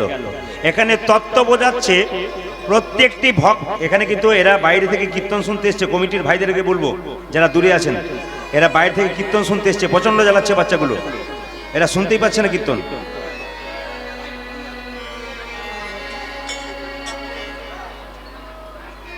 হরে কৃষ্ণ। বলছে কৃষ্ণ যতক্ষণ কারাগারে জন্ম নেয় না কারাগারটা অন্ধকার ছিল, আর কৃষ্ণ যখনই জন্ম নিল কারাগার আলো হয়ে গেল। প্রত্যেকটি ভক্তের শরীরে একটা করে কারাগার আছে, ওই কারাগারটার নাম হৃদয় কারাগার। যারা কৃষ্ণ কথা হরি কথা বলেন আর যারা কৃষ্ণ কথা হরি কথা শোনেন তাদের হৃদয় কারাগারটা আলো হয়ে আছে। আর যারা টিভি সিরিয়ালে মুখ দেখেন, অন্য জায়গায় মুখ যায় না, তাদের অন্ধকার চিরকাল দূর হয়। তবে যতটুকু মনে হচ্ছে আপনারা সিরিয়াল টিরিয়াল দেখেন না, হরি নামের সিরিয়ালে আপনারা লাইন দিয়ে এসেছেন, এর জন্য আপনাদের ধন্যবাদ জানাই। যিনি গোপালটি দিয়ে গেলেন সেই মা একটি সুন্দর কথা বলে গেলেন, আপনার কীর্তন শোনার পর আমার ছেলে আস্তে আস্তে ভক্তির পথে এসেছে। না মা, শুধু আপনার ছেলে নয়, আজকে অগণিত পশ্চিম বাংলা নয়, আজ ত্রিপুরা, আসাম, কোচবিহার, জলপাইগুড়ি, আজকে দেশের বাইরে যত মানুষ আছে, আমেরিকাতে আমাদের বাঙালি আছে, তারা পর্যন্ত যারা টোটো চালায়, শিক্ষিত ব্যক্তি ছেড়ে দিন, অটো চালায়, তারাও পর্যন্ত বলে কীর্তন শুনে শুনে আমাদের মুখস্থ হয়ে গেছে, জীবনটা সুন্দর হচ্ছে। হোক আপনাদের জীবন সুন্দর, এইটাই প্রার্থনা করুন। আমি শুধু একটা ছোট্ট কথা বলতে চাই, আপনার মন দিয়ে শুনে নিন। আপনারা তো সবাই জানেন আমরা 7 জন বন্ধু ইংরেজিতে এমএ করেছিলাম, 4 জন মেয়ে 3 জন ছেলে, 3 জন ছেলে 3 জন মেয়ে এখন স্কুলের শিক্ষক শিক্ষিকা। তারা শিক্ষক শিক্ষিকা হয়ে আমাকে ঠাট্টা করে প্রথম বলতো, প্রদীপ তুই কি করলি? আমরা সরকারি চাকরি নিলাম। ওদেরকে বলতাম, তোরা তো সরকারের চাকর হলি, আর আমি এমন একজনের চাকর হলাম যার জন্য এত সাধুগুরু বৈষ্ণবের চরণ ধরি। এখন তারা আমাকে বলে, প্রদীপ আমরা জীবনে একবার মালা পড়েছি আর তুই প্রতিদিন মালা পড়ছিস। মানে সে বিয়ের সময় পড়েছে, বলছে তুই প্রতিদিন মালা পড়ছিস, একটু ব্যবস্থা করে দে। বললাম চলে আয় আমার সঙ্গে, দেখবি পাবি। বলছে আর এ জন্মে বোধহয় হবে না, পরের জন্মে এক চান্স দেখব। তো নিবেদন আপনাদের সামনে, এই মালাটি পড়ালেন ভক্তির মালা, প্রেমের মালা, ভালোবাসার মালা। মহাপ্রভু জন্ম নিলেন কখন? 1486 খ্রিস্টাব্দে ফেব্রুয়ারি মাসের 18 তারিখে। বলবেন কটার সময় জন্ম নিলেন? সন্ধে 5:46। প্রশ্ন করবেন তখন কি ঘড়ি আবিষ্কার হয়েছিল? হ্যাঁ, ঘড়ি আবিষ্কার হয়ে গিয়েছিল। মহাপ্রভু জন্ম নিলেন কেউ কেউ বলে শুক্রবার, কেউ কেউ বলে শনিবার। মহাপ্রভু জন্ম নিলেন দোল পূর্ণিমার দিনে। সবচাইতে হিন্দুদের লজ্জার ব্যাপার, যেদিন দেখবেন বড়দিন হয়, কেক কাটা হয়, যীশু খ্রিস্টের জন্মদিন। আমি যীশু খ্রিস্টকে অপমান করছি না, আপনারা অবশ্যই করবেন। তখন ছেলেগুলো বলে আজকে বড়দিন আর যীশু খ্রিস্টের জন্মদিন। ওটা বাচ্চাও জানে, বাচ্চার বাবা মাও জানে। কিন্তু মহাপ্রভু যেদিন জন্মদিন হলো সেদিন ছেলের জন্য পিচকারি কিনলেন, রং কিনে দিলেন, একবার বললেন না যে মহাপ্রভুর আজকে জন্মদিন। এ বাবাও জানে না, ছেলেও জানে না। এই জন্য সনাতন ধর্ম আস্তে আস্তে নিচের দিকে চলে যাচ্ছে। মহাপ্রভু যে জিনিসটা দিয়ে গেল সেটাকে ধরবার চেষ্টা করবেন। তিনি যখন জন্ম নিলেন একবারে যেন মনে হচ্ছে আকাশের চাঁদটা মাটিতে নেমেছে, রংটা যেন কাঁচা সোনার মতো। ছোটবেলায় নাম হলো নিমাই, ছোটবেলায় নাম হলো নিমাই, যৌবন বেলায় নাম হলো কি? গৌরাঙ্গ। আর সন্ন্যাসের পরে নাম হলো শ্রীকৃষ্ণ, শ্রীকৃষ্ণ চৈতন্য প্রভু, চৈতন্য প্রভু, শ্রীকৃষ্ণ শ্রীকৃষ্ণ চৈতন্য প্রভু, প্রভু। মানে আছে শ্রী মানে সুন্দর, কৃষ্ণ মানে আকর্ষণ, চৈতন্য চেতনা, যিনি প্রত্যেকটা জীবের মধ্যে কৃষ্ণ নামের আকর্ষণ জাগিয়ে দিলেন। ছেলেটা এত সুন্দর দেখতে, রাস্তা দিয়ে মেয়েরা গঙ্গায় জল আনতে যায়, একবার ইচ্ছা হয় কোলে নিই। আপনাদের এই গ্রামে কোন একটা বাচ্চা দেখতে সুন্দর রাস্তায় খেলা করছে, আপনাদের ইচ্ছা হয় না একবার কোলে তুলে আদর করি? নিমাই এত সুন্দর দেখতে, পাড়ার মেয়েরা গঙ্গায় জল আনতে যায়, একবার নিমাইকে কোলে নিল। কিন্তু নিমাইয়ের মধ্যে দুষ্ট বুদ্ধি ছিল কি? যার কোলে চাপতো তার কোলে কাঁদতো। মেয়েরা বলছে, ও সচি, এত সুন্দর সোনার টুকরের মতো ছেলের জন্ম দিলি, কোলে চাপলেই কাঁদে কেন, চুপ করে না কেন? লজেস বিস্কুট দিলেও চুপ করে না। সচিমাতা বলছে, আমার ছেলের একে লজেস বিস্কুট দিলে চুপ করবে না, কানে কৃষ্ণ নাম শুনিয়ে দে, দেখবে ছেলে চুপ করে যাবে। নিমাইকে কোলে নিয়ে পাড়ার মেয়েরা বলতো, বল নিমাই কি? কৃষ্ণা কৃষ্ণা কৃষ্ণা। পৃথিবীতে আছে যত নগরাদি গ্রাম, সর্বত্র প্রচার হবে আমার হরিনাম। হুগলি জেলায় পাড়ায় পাড়ায় কামারকুণ্ড এলাকাতে, এই এলাকাতে আমি গান করতে এসেছি। আমার কাছে অন্তত 15টা কমিটি গিয়েছিল, 3 কিলোমিটার, 2 কিলোমিটার, 4 কিলোমিটার, 7 কিলোমিটার। সব জায়গাতে হরিবাসর হচ্ছে। শুধু এইখানে নয়, জেলায় জেলায় যান, রাজ্যে রাজ্যে যান, হরিনামের বন্যা বইছে। কার জন্যে? একমাত্র মহাপ্রভুর জন্য। এই জন্য শাস্ত্র বলল, কীর্তন শুনতে যখন আসবেন, হরিবাসরে যখন যাবেন, রামায়ণ পাঠ শুনতে যাবেন, মহাভারত শুনতে যাবেন, আপনি প্রণাম করে বসবেন আর উঠবার সময় প্রণাম করে উঠবেন। অনেকে বলছেন প্রণাম করব কি করে, চটি নিয়েই তো সামাল। তো আপনাদের চটির দায়িত্ব আমি নিতে পারবো না। আপনি চটির উপরেই বসুন, কিন্তু প্রণাম করে বসুন। উঠবার প্রয়োজন হলে আপনি প্রণাম করে উঠুন। না, প্রদীপ পালকে নয়, স্বয়ং মহাপ্রভুকে যিনি হরিনাম দিয়েছেন তাকে প্রণাম করে বসতে হয় আর প্রণাম করে উঠতে হয়। এ নিয়ম সাধুগুরু বৈষ্ণবরা প্রকৃত জানে, সেগুলো আমরা জানিয়ে দিলাম। আচ্ছা মায়েরা কিছু মনে করবেন না, মহাপ্রভুর ছবি দেখেছেন? জোরে বলুন হ্যাঁ না না। আচ্ছা ছবিতে হাতগুলো নিচের দিকে থাকে না ওপর দিকে থাকে? একবার দেখানো যাবে? যাক, যারা পেছনে আছে তারা ভাবছে জ্বালা থেকে মুক্তি। না না, হ্যাঁ হ্যাঁ হ্যাঁ হ্যাঁ, বাহ, বেশ বেশ, এবার নামান, এবার নামান। আমি যখন উলু দিতে বলবো তখন দেবেন, নইলে একবার শুরু করবেন শেষ করবেন না তো, আমার তো গন্ডগোল আছে। আচ্ছা, হাত তুলেছে মহাপ্রভু। একজন ভক্ত জিজ্ঞেস করছে, ঠাকুর তুমি যে হাতটা তুলেছো হাতে ব্যথা হয় না? বলে ব্যথা আবার হয় না, তাহলে নামাও। বলছে কি করে নামাবো? তোরা তুলছিস না তাই নামাচ্ছি না। একজন ভক্ত বলল, ও ঠাকুর এই দেখো এবার নামাও। বলছে তোরা তো তুললি, তোদের পেছনে যারা, আপনাদের বলি নেই কিন্তু, বলছে তোদের পেছনে যারা আছে তারা তো তুলবে না। লোকটা বলল, পেছনে মানে বুঝতে পারলাম না। তোদের পরের জন্মে যারা জন্ম নেবে, আমার হাত তোলা যদি না থাকে তারা তুলবে না, তাই জন্ম জন্মান্তর ধরে আমি হরি বল, হরি বল। তাহলে মহাপ্রভু শুধুমাত্র যারা পৃথিবী থেকে চলে গেছে তাদের জন্য হাত তুলেছে তা নয়, যারা এখন এসেছে তাদের জন্য তুলছে, যারা আগামী দিনে আসবে তাদের জন্য হাত তুলে থাকবে। আচ্ছা মায়েরা কিছু মনে করবেন না, হাত আমরা তুলি কখন? ও টোটো দাদা, এ কীর্তন হচ্ছে, যাব এইদিকে হাত তুলি। আর হাত তুলি কখন? যখন কেউ দেখবেন জলে ডুবে যায়, মৃত্যুর হাত থেকে বাঁচবার সময় হাত তুলি। আর হাত তুলি কখন? সবাই লক্ষ্য করুন, দেখবেন কেউ যখন হাতে বোঝা নিয়ে যায়। একটু বলবেন তো মায়েরা, মহাপ্রভু কি জলে ডুবে যাচ্ছিল? জোরে বলুন। দু চারজন চুপ করে আছে, চুপ থাকাটাই বুদ্ধিমানের কাজ। বলার দরকার নাই, যা বলবে উনি, পয়সা নেবেন উনি যা বলবেন। না না, আপনারা বলবেন একটু, মহাপ্রভু কি জলে ডুবে যাচ্ছিল? জোরে বলুন না। এতক্ষণ সাহস পেয়েছেন। আচ্ছা মহাপ্রভুর কি হাতে কোনো বোঝা ছিল? ছিল, ছিল, যারা জ্ঞানী তারা জানে। কেন? আপনারা দেখতে পাচ্ছেন না, বোঝা ছিল এরকম করে দাঁড়িয়ে আছে, দেখতে পাচ্ছি না। কি করে দেখবেন? এই চোখে তো দেখা যায় না।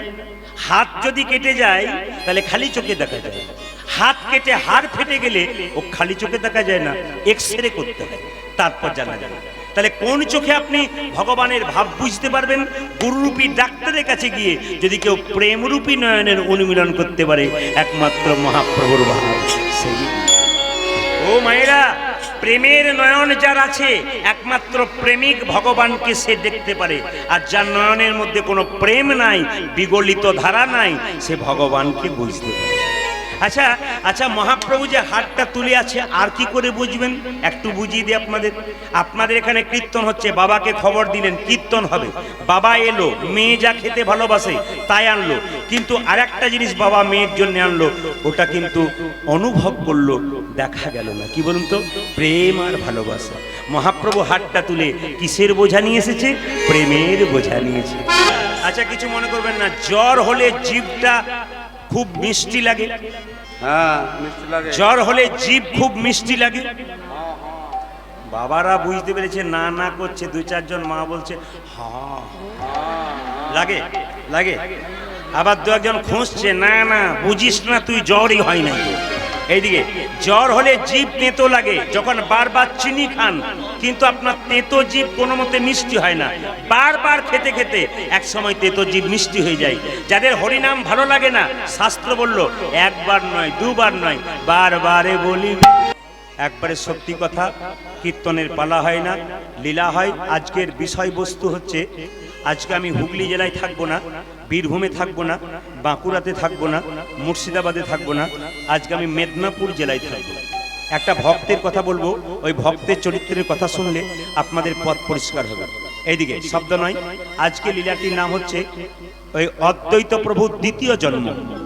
অদ্বৈত প্রভুর দ্বিতীয় জন্ম। আস্তে, লীলাটির নাম কি বললাম মা? অদ্বৈত প্রভুর দ্বিতীয় জন্ম। ওর আরো নাম আছে প্রভু শ্যামানন্দ, আর নাম আছে কি দুঃখী কৃষ্ণ দাস। বৃন্দাবনে গিয়ে রাধারানী নূপুর কুড়িয়ে পেয়েছিল, স্বয়ং রাধারানী তাকে নূপুর তিলক করে দিয়েছিল। আজকে যদি এই কীর্তনটা ভক্তি ভরে শুনতে পান, তাহলে আপনার রাধারানীর কৃপা তো অবশ্যই অবশ্যই। আসুন, আজকে আমি থাকবো মেদিনীপুরে। সবাই জানেন যে সবচাইতে বড় রেল স্টেশন কোথায়? খড়গপুর। খড়গপুর ওর পাশে একটা গ্রাম ছিল, গ্রামটার নাম ছিল ধারেন্দা গ্রাম। মায়েরা, এই সংসারে আপনারা কীর্তন শুনতে এসছেন, অনেকে স্বামী স্ত্রী এসছেন। স্বামী স্ত্রীর চরিত্রটা কেমন হওয়া উচিত একটু ওদের দিকে শিখুন। ওই ধারেন্দা গ্রামে দুজন স্বামী স্ত্রী ছিল। স্বামীর নাম ছিল কৃষ্ণ মণ্ডল আর স্ত্রীর নাম ছিল দুরিকা দেবী। একটু মনে রাখবেন, স্বামীর নাম কি মণ্ডল বললাম? এটা সবার মনে থাকবে, কৃষ্ণ মণ্ডল। আর স্ত্রীর নাম কি? দুরিকা দেবী। এই দিকে তাকান, দেখবেন পুরুষ ধৈর্য দ্বারা হয় না, ধৈর্য ছাড়া হয় না, কিন্তু মেয়েরা মাঝে মাঝে ধৈর্য হারা হয়ে যায়। এত কৃষ্ণ ভক্ত দুজনে, এক বেলা খেতে পায়, এক বেলা পায় না, কিন্তু কৃষ্ণ নাম জীবনও ছাড়ে না। এই জন্যে মায়েরা আপনাদের কাছে বলে যায়, যে কৃষ্ণকে একবার ভালোবাসতে পেরেছে জীবনে আর কাউকে ভালোবাসবে না। মীরাবাইকে তার বাবা বলেছিল, তোর বিয়ে ঠিক করেছি রানার সঙ্গে। সঙ্গে সঙ্গে মীরাবাই বলেছিল, বাবা একটা মেয়ের বিয়ে কবার হয়? বলে কেন? আমার তো বিয়ে হয়ে গেছে। তোর স্বামীকে? আমার স্বামীর নাম কৃষ্ণ গোপাল। আমি যে কৃষ্ণকে বিয়ে করে ফেলেছি, কৃষ্ণ যে আমার পরম স্বামী, আর দ্বিতীয় কাউকে বিয়ে করতে পারবো না। বিনা প্রেম সে না মিলে নন্দনাল। ওই জন্য মায়েরা, স্বামী স্ত্রীর সম্পর্কটা হওয়া উচিত কেমন বলুন তো? এই দিকে তাকান। স্বামী স্ত্রীর সম্পর্কটা হওয়া উচিত কিরকম? যে জায়গায় ছিলাম আমি, স্বামী স্ত্রীর সম্পর্কটা হবে একবারে প্রেমের সম্পর্ক। একজনের দুঃখ আরেকজনকে বুঝতে হবে, একজনের সুখ আরেকজনকে বুঝতে হবে। স্বামীর যদি দুঃখ হয় অর্ধেকটা ভাগ আপনার, স্বামীর যদি সুখ হয় অর্ধেকটা সুখ আপনার। রামকৃষ্ণ দেব সারদাকে জিজ্ঞেস করেছিল, তুমি আমার কে গা? সারদা মা বলেছিল, আমি তোমার সহধর্মিণী। সঙ্গে সঙ্গে রামকৃষ্ণ দেব প্রশ্ন করেছিল, সহধর্মিণী কাকে বলে? সঙ্গে সঙ্গে তিনি বলেছিলেন, সহধর্মিণী তাকে বলে স্বামী ধর্ম করবে, স্ত্রী সাহায্য করবে, এরই নাম হলো সহধর্মিণী। এই জন্য মায়েরা, আপনাদের স্বামী যদি কৃষ্ণ ভক্ত হয় তাহলে আপনাদের কত না আনন্দ। এই যে তারকেশ্বর বাবার মন্দিরে সব জল ঢালতে যায়, জল ঢেলে কি বলে? এই দিকে তাকান, জল ঢেলে কি বলে? বাবা যেন একটা বৈষ্ণব স্বামী আমি পাই, যেন ভক্ত স্বামী পাই। আমাদের ওখানে এবছর শিবরাত্রিতে একটি মেয়ে জল ঢেলে এসেছে, বিয়ে হয়েছে, এসে খুব কাঁদছে। আমাদের বৌদি হয়, আমি গান করতে বেরোবো, বললাম দিদি তুমি কাঁদছো কেন? বলে দুঃখের কথা কাকে বলি? তোমাকেই বলি। বলে কেন? কুমারী অবস্থা থেকে বাবাকে জল ঢাললাম, আজকালকার দেবতারাও বেঈমান হয়। বলে কেন? আমি এত জল ঢাললাম, শেষে জল ঢালা স্বামী পেলাম। রাধে রাধে।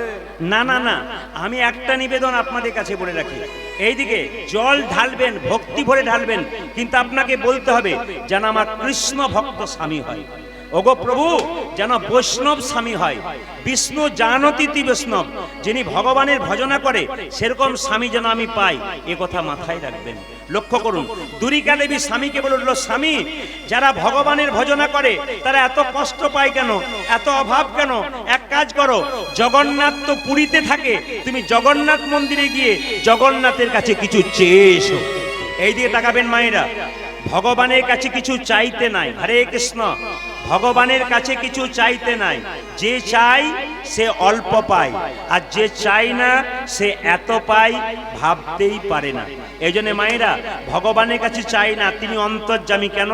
তার কাছে গেলেই তো বুঝতে পারবে তোমার কি আছে কি নাই। তুমি আবার কেঁদে কেঁদে বলতে যাবে কেন যে আমার এই আছে এই নাই? এই জন্য অন্তর্যামী ভগবান।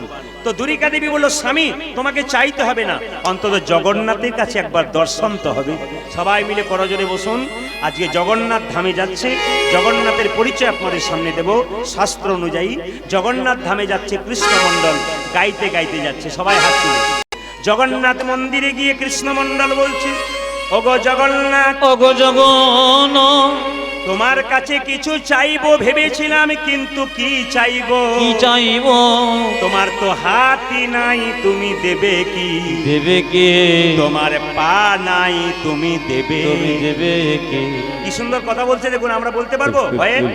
হে জগন্নাথ, তোমার কাছে চাইবো ভেবেছিলাম, তোমার হাত নাই, তুমি দেবে কি? তোমার পা নাই, তুমি দেবে কি? জগন্নাথ যেন বলতে চাইলো, ওরে কৃষ্ণমণ্ডল, আমার হাত নাই, এ হাত আমি জগতের সবাইকে দিলাম কর্ম করার জন্য, আমার পা নাই, এই পা তোদেরকে দিলাম কর্ম করতে গেলে এক জায়গা থেকে অন্য জায়গা যাবার জন্য, আমার যা নাই আমি তোদেরকে, এইদিকে আমার যা নাই আমি তোদেরকে তাই দিয়ে দিলাম। কৃষ্ণমণ্ডল কেঁদে কেঁদে বলছো, ওগো জগন্নাথ, তোমার কাছে চাইবো ভেবেছিলাম গাড়ি বাড়ি টাকা পয়সা, কিন্তু তোমার কাছে এমন একটা জিনিস চাইবো, জগতে সবাই যা চাই আমি তা চাইব না। জগতের সবাই তোমার কাছে গাড়ি বাড়ি টাকা পয়সা স্ত্রী পুত্র ধন দৌলত চাই, কিন্তু আমি তোমার কাছে কি চাইবো জানো জগন্নাথ? আমার গাড়ি বাড়ি টাকা পয়সা চাই না, আমায় একটা কৃষ্ণ ভক্ত সন্তান দাও। লক্ষ্য করুন, জগন্নাথ যেন বলতে চাইলো, কৃষ্ণমণ্ডল তুই যখন অন্তর থেকে চাইলি, ভক্ত যদি কাই মনে কোনো বাঞ্ছা করে, ভগবানের সাধ্য নাই সেই বাঞ্ছা নাই করে। বারবার একটা বাড়িতে ধাক্কা দিলে যে ঘুমাবে সে যেমন জেগে উঠে, হৃদয় মন্দিরে ভগবানের নাম বারবার করলে ও এক সময় প্রকট হয়ে আপনার সামনে এসে দাঁড়ায়। লক্ষ্য করুন, মুকুন্দ সরকার কি করেছে কৃষ্ণমণ্ডল? কৃষ্ণমণ্ডল যেই না বলেছে, হ্যাঁ গো তুমি কিছু জিজ্ঞেস করছো স্বামী, তুমি যে জগন্নাথ মন্দিরে গিয়েছিলে কেমন জগন্নাথ দেখলে?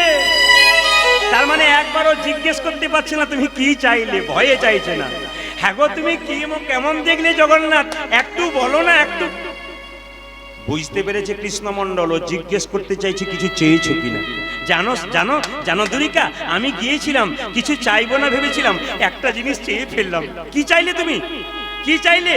গাড়ি বাড়ি? না গো না, আমার যেন মন থেকে হলো আমি একটা কৃষ্ণ ভক্ত সন্তান চাইনি। দুরিকা দেবী আছাড় খেয়ে প্রণাম করে বলল, স্বামী তুমি যখন থেকে জগন্নাথ মন্দিরে গিয়েছিলে সেই দিন থেকে আমি নারায়ণের চরণে কেঁদে কেঁদে বলেছিলাম, আমি জগতে কিছুই চাই না, একটা কৃষ্ণ ভক্ত সন্তান চাই। আমার মনের আশা যেন পূর্ণ হয়ে গেছে। সবাই লক্ষ্য করুন মায়েরা, দুরিকা দেবীর গর্ভে সন্তান এলো, আর সন্তান আসার সঙ্গে সঙ্গে দুরিকা দেবী প্রত্যেক দিন তুলসী পত্র দিয়ে গোবিন্দের সেবা করেন। এখানে কিন্তু এই গানটা গাইবার পরে আপনারা ভক্তি ভরে শুনে নেবেন। গোপাল যে আমাকে দিল, আপনারা গোপাল কোলে করেছেন, আপনারা গোবিন্দের সেবা করছেন, কিভাবে করবেন আমি ছোট ছোট টিপসগুলো আপনাদের দিয়ে দেবো, আপনারা এভাবে করবেন। দুরিকা দেবী কি করছে, পেটে বাচ্চা চলে এলো, আর কৃষ্ণমণ্ডল বলল তুমি আজ থেকে কৃষ্ণ ভজন করো। দুরিকা দেবী স্নান করে মন্দিরে গায়, মুকুন্দ সরকারের স্ত্রী গর্ভে সন্তান এলো। আমি বারবার বললাম আপনার পরিবর্তন করছেন না কেন? কার সন্তান এলো, কার স্ত্রী? যেটা বলুন কৃষ্ণমণ্ডল। আমি মুকুন্দ বলবো তখন কৃষ্ণমণ্ডল বলবেন, তাহলে বুঝবো আপনার ঠিক বলছে। কার স্ত্রী? যেটা বলুন কৃষ্ণমণ্ডল। স্ত্রীর নাম কি? দুরিকা দেবী। সেই সন্তানটা জন্ম নিচ্ছে, সবাই মিলে মাথায় কাপড় দিন, আজকে কৃষ্ণমণ্ডলের স্ত্রীর গর্ভে জন্মে সন্তান জন্মে। এখন কৃষ্ণমণ্ডলকে পাড়ার লোকে বলল, কৃষ্ণমণ্ডল এমন ছেলের জন্ম দিলে ছেলের তো কান্না বন্ধ হয় না, একটু মধু দিলে হয় না? কৃষ্ণমণ্ডল বলল, তুমি কাকে কি বলছো? একবেলা খায় একবেলা খায় না, আমার মধু কেনার পয়সাই নাই। একটা মেয়ে বলল, কৃষ্ণমণ্ডল পয়সা যদি না থাকে কারো বাড়ি থেকে মধু কিনে এনে ওকে দিয়ে দাও, মধু ধার করে এনে দিয়ে দাও। কৃষ্ণমণ্ডল একটা কথা বললো, এই কথাটা মাথায় রাখবেন, বলছে পরের বাড়ি থেকে মধু এনে মধু বাচ্চাকে দিলে সেই মধু তাকে শোধ দিতে না পারলে পরের জন্মে তার বাড়ির কুকুর হয়ে জন্ম নিতে হয়। ওই জন্য দরকার নাই বাবা, তার চাইতে আমি এক কাজ করি, দোকান থেকে মধু কিনবো না, কিন্তু কি করব, দুই কানে শোনাইল মধুর হরিনা। আচ্ছা বাবা কিছু মনে করবেন না, এইদিকে তাকাবেন। কৃষ্ণমণ্ডল তার ছেলেটা যখনই আস্তে আস্তে বড় হলো তার নাম রাখলো কি জানেন? এইদিকে তাকান, দুঃখী। কেন রাখলো?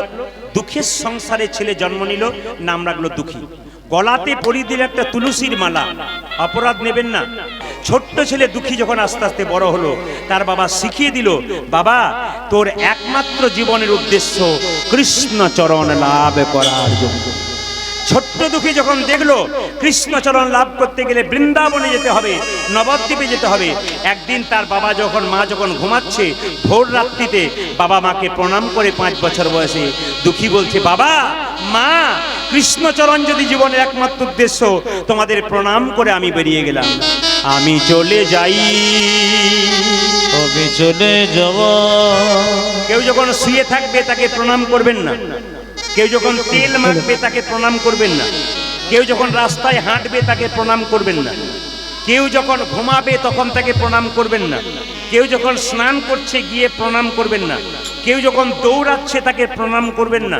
প্রণাম করবে যখন স্থির থাকবে তখন। দুঃখী দেখলো বাবা মা শুয়ে আছে, পা ছুঁয়ে প্রণাম করলো না, দূর থেকে প্রণাম করে বলল, বাবা মা আশীর্বাদ করো। মানব জন্মের একমাত্র উদ্দেশ্য যদি কৃষ্ণচরণ লাভ হয়, তবে আমি তোমার চরণে প্রণিপাত করে বেরিয়ে যাচ্ছি। নিত্যানন্দ প্রভুর শ্বশুর বাড়ি কোথায় ছিল জানেন? আস্তে। নিত্যানন্দ প্রভুর শ্বশুর বাড়ি ছিল নবদ্বীপের পাশে কালনাতে।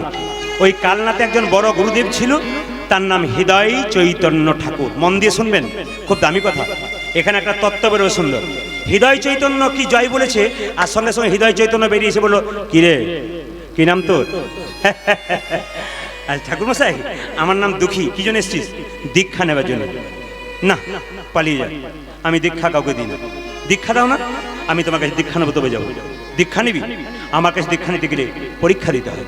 বাবা কিছু মনে করবেন না, যারা গুরুমন্ত্র নিয়েছেন আমার দিকে তাকাবেন। যারা গুরুমন্ত্র নিয়েছেন তাদের দীক্ষা নিয়েছেন। দীক্ষা না মানে কি? লোকে গর্ব করে বলে আমি অমুক গোস্বামীর কাছ থেকে গুরুমন্ত্র নিয়েছি, আমি অনেক মহারাজ্যের কাছ থেকে গুরুমন্ত্র নিয়েছি। না, দীক্ষা নেওয়া সার্থক হবে ততক্ষণ। দীক্ষা মানে দিয়ে খা। হরে কৃষ্ণ। দীক্ষা মানে কি বাবা? দীক্ষার তিনটি অর্থ কি? দিয়ে খা।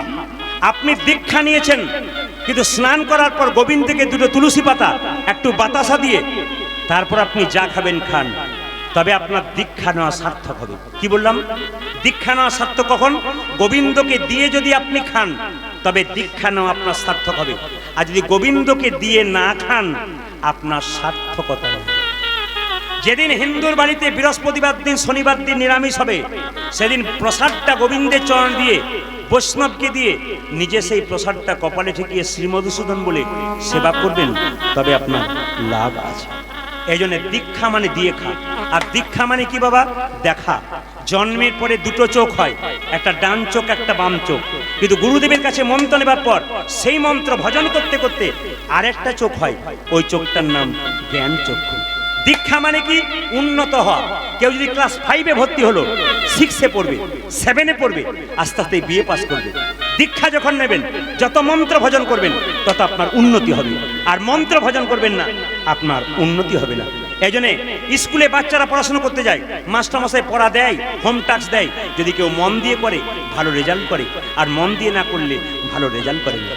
গুরুমন্ত্র যে নেবেন আপনি, ভালো করে রাখবেন হৃদয়ে, আপনার লাভ আছে। একটা প্রমাণ দিয়ে দিই আপনাকে। গুরুমন্ত্রটা শুধু নিলেই হবে না, মায়েরা তাকান আমার দিকে। গুরুমন্ত্র নিলে হবে না, ভজন করতে হবে, তবে লাভ আছে। কেমন ভজন? এই দিয়ে তাকান। একটা ছেলে গুরুদেবের কাছে গিয়ে বলল মন্ত্র নেব। গুরু বলল 12 বছর পর দেব। বলে কি করে 12 বছর পর দেবে? ভালো করে শোনো। বলে কি?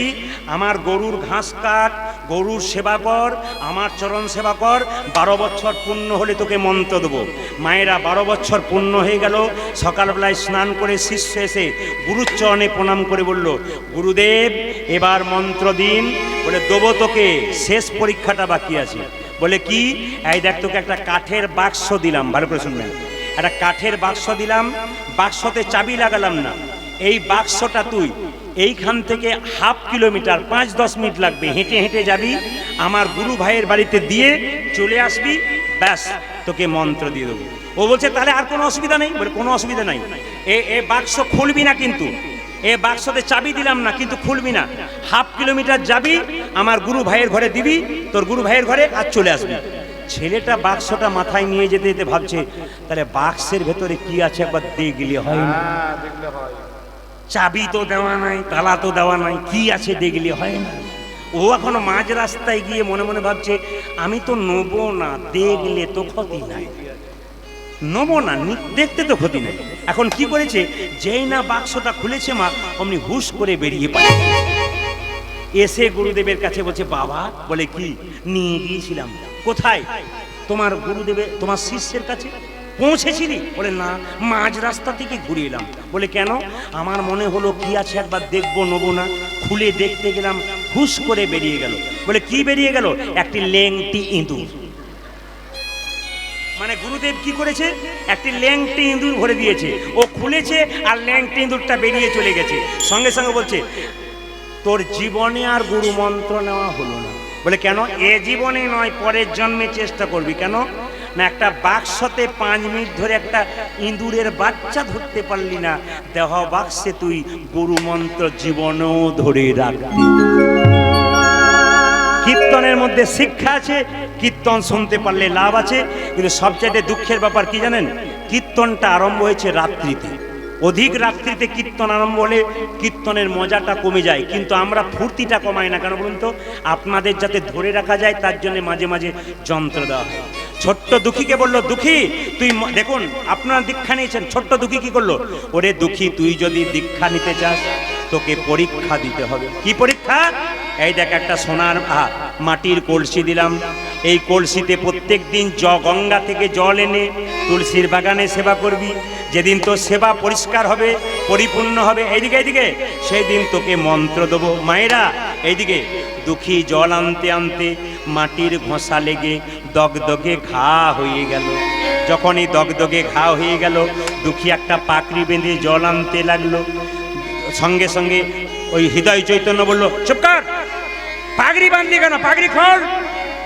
দুঃখী একবারও বলল না, বাবা আমার মাথায় ঘা হয়ে গেছে। দুঃখী পাগড়ি খোল। ওগো গুরুদেব, ইচ্ছা করলে আপনি পাগড়ি খুলে নিন, আমি খুলতে পারবো না। যেই না জোর করে গুরুদেব পাগড়িটা খুলে দিয়েছে, তবে দগদগে ঘা, পুঁজ, রক্ত, পোকা কিলবিল করে ঘাড়ে পড়ছে।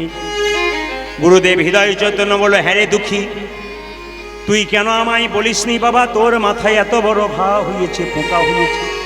তুই যেদিন থেকে বাবা মাকে ত্যাগ করে আমার কাছে এসেছিস, সেদিন থেকে আমি তো তোর বাবা, আমি তো তোর মা। তুই যদি আমায় বলতিস তবে তো তোকে চিকিৎসার ব্যবস্থা করতাম। চিকিৎসা ব্যবস্থা করিত। দেখুন দেখুন, 5 বছরের দুঃখী কি বলছে?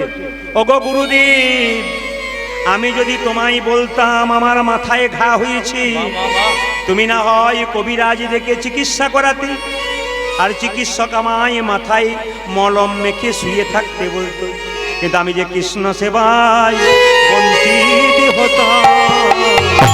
আমাদের জন্ম কত হলো? 84 লক্ষ না 82 লক্ষ? জোরে বলুন, একটু জোরে। যে ঘুমাচ্ছে সে বলুন, কবার হলো? জোরে বলুন।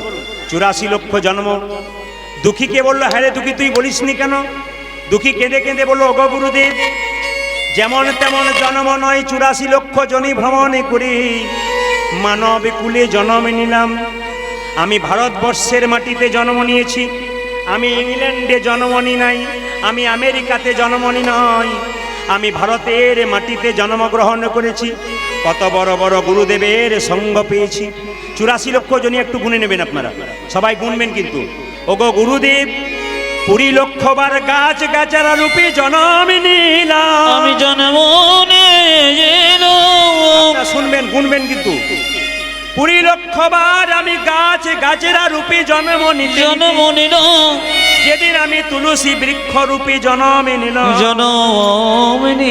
যেদিন তুলসী পাতা গোবিন্দ সেবায় লাগলো, যেদিন তুলসীর মালা কণ্ঠে মানুষ পড়ল, সেই দিন আমার গাছ জন্ম থেকে আমি মুক্তি। গুনবেন গুনবেন, কত হলো? 20। তারপরে কি বলল? আমি 9 লক্ষবার জলে জন্ম নিলাম। জলে কত রকমের পোকা হতে হতে যেদিনে শঙ্খ রূপে জন্ম নিলাম। যেদিন শঙ্খ রূপে জন্ম নিয়ে মায়েদের মুখে মন্দিরে বেজে উঠলাম, সেদিন আমার জল জন্ম থেকে মুক্তি হলো। কত হলো বাবা? জোরে বলুন। 20 আর 9 কত হলো? না না, অঙ্কটা আমি কাঁচা, আপনারা গুনবেন। 20 আর 9 কত হলো? 29। আচ্ছা, 11 লক্ষবার পোকা রূপে জন্ম নিলাম। কত রকমের পোকা হতে হতে যেদিন আমি ভ্রমর কুলে জন্ম নিলাম, যেদিন আমি মধু সংগ্রহ করে ফুল থেকে আমার গোবিন্দের সেবায় লাগালাম, সেই দিন থেকে আমার পোকা জন্ম থেকে মুক্তি হলো। কত হলো বাবা? গুনুন, বলুন, জোরে বলুন। বাহ, আপনার তো খুব পাকা। 40 লক্ষ। 30 লক্ষবার পশু কুলে জন্ম নিলাম। কত রকমের পশু হতে হতে যেদিন আমি গাভী কুলে জন্ম নিলাম, যেদিন আমি গাভী কুলে জন্ম নিলাম, এইদিকে যেদিন গাভীর চামড়া দিয়ে শ্রীখলে তৈরি হলো তৈরি হলো মহাপ্রভুর কীর্তনে বাজতে লাগলো। বাবা যেদিন গাভীর দুগ্ধ গোবিন্দের সেবাই লাগলো, সেই দিন আমার গাভী জনমে থেকে পশু জনমে থেকে মুক্তি পেলাম। কত হলো বাবা জোরে বলুন? 40 আর 30 70। 10 লক্ষ বার পক্ষীকুলে জন্মে নিলাম। পক্ষীকুলে জন্মে নিতে নিতে যেদিন আমি ময়ূর কুলে জন্মে নিলাম, এত পাখি থাকতে যেদিন গোবিন্দ ময়ূরের পালক মাথায় নিল, সেদিনে পক্ষীকুল জন্ম কত হলো বাবা জোরে বলুন? 80। 4 লক্ষ বার বানর কুলে জন্মে নিলাম। ভালো করে শুনবেন, এই জায়গায় ভালো করে শুনবেন। 4 লক্ষ বার বানর কুলে জন্ম নিলাম। যেদিন আমি রাম ভক্ত হনুমান হলাম, সেদিন আমি রামের চরণে নিজেকে নিমজ্জিত করলাম। বাবা মানুষ হয়ে যেটা পারলেন না, হনুমান সেটা পারলো। একটু হাত তুলে আমাকে দেখান, হনুমান পারলো কি করে? আমার দিকে তাকান, একবার নামান, একবার আমার দিকে তাকান। হনুমান পারলো কি করে? যখন হনুমান সীতাকে উদ্ধার করলো, সীতা তখন হনুমানকে কি করলো? এই দিকে তাকান, একটা মতির মালা দিল। এই হনু তোকে মতির মালা দিলাম। হনুমান কি করলো মা? আমার দিকে তাকান। এই মতির মালাটা কি করেছিল? এই মতির মালাটা কপালে ঠেকালো, কানে ঠেকালো, নাকে ঠেকালো, জিভ দিয়ে জেরে জেরে দেখলো, চোখে ঠেকালো, দাঁত দিয়ে কেটে কেটে 64 টুকরো করলো। প্রশ্ন করবেন 63 হলো না, 65 হলো না, 64 কেন হলো? এই 64 টুকরো কলিযুগে 64 মহান্ত রূপে জন্ম নিল। তত্ত্ব আছে, কলিযুগে 64 মহান্ত রূপে জন্ম নিল। লক্ষণ বলছে, এ হনু তোর লজ্জা করে না?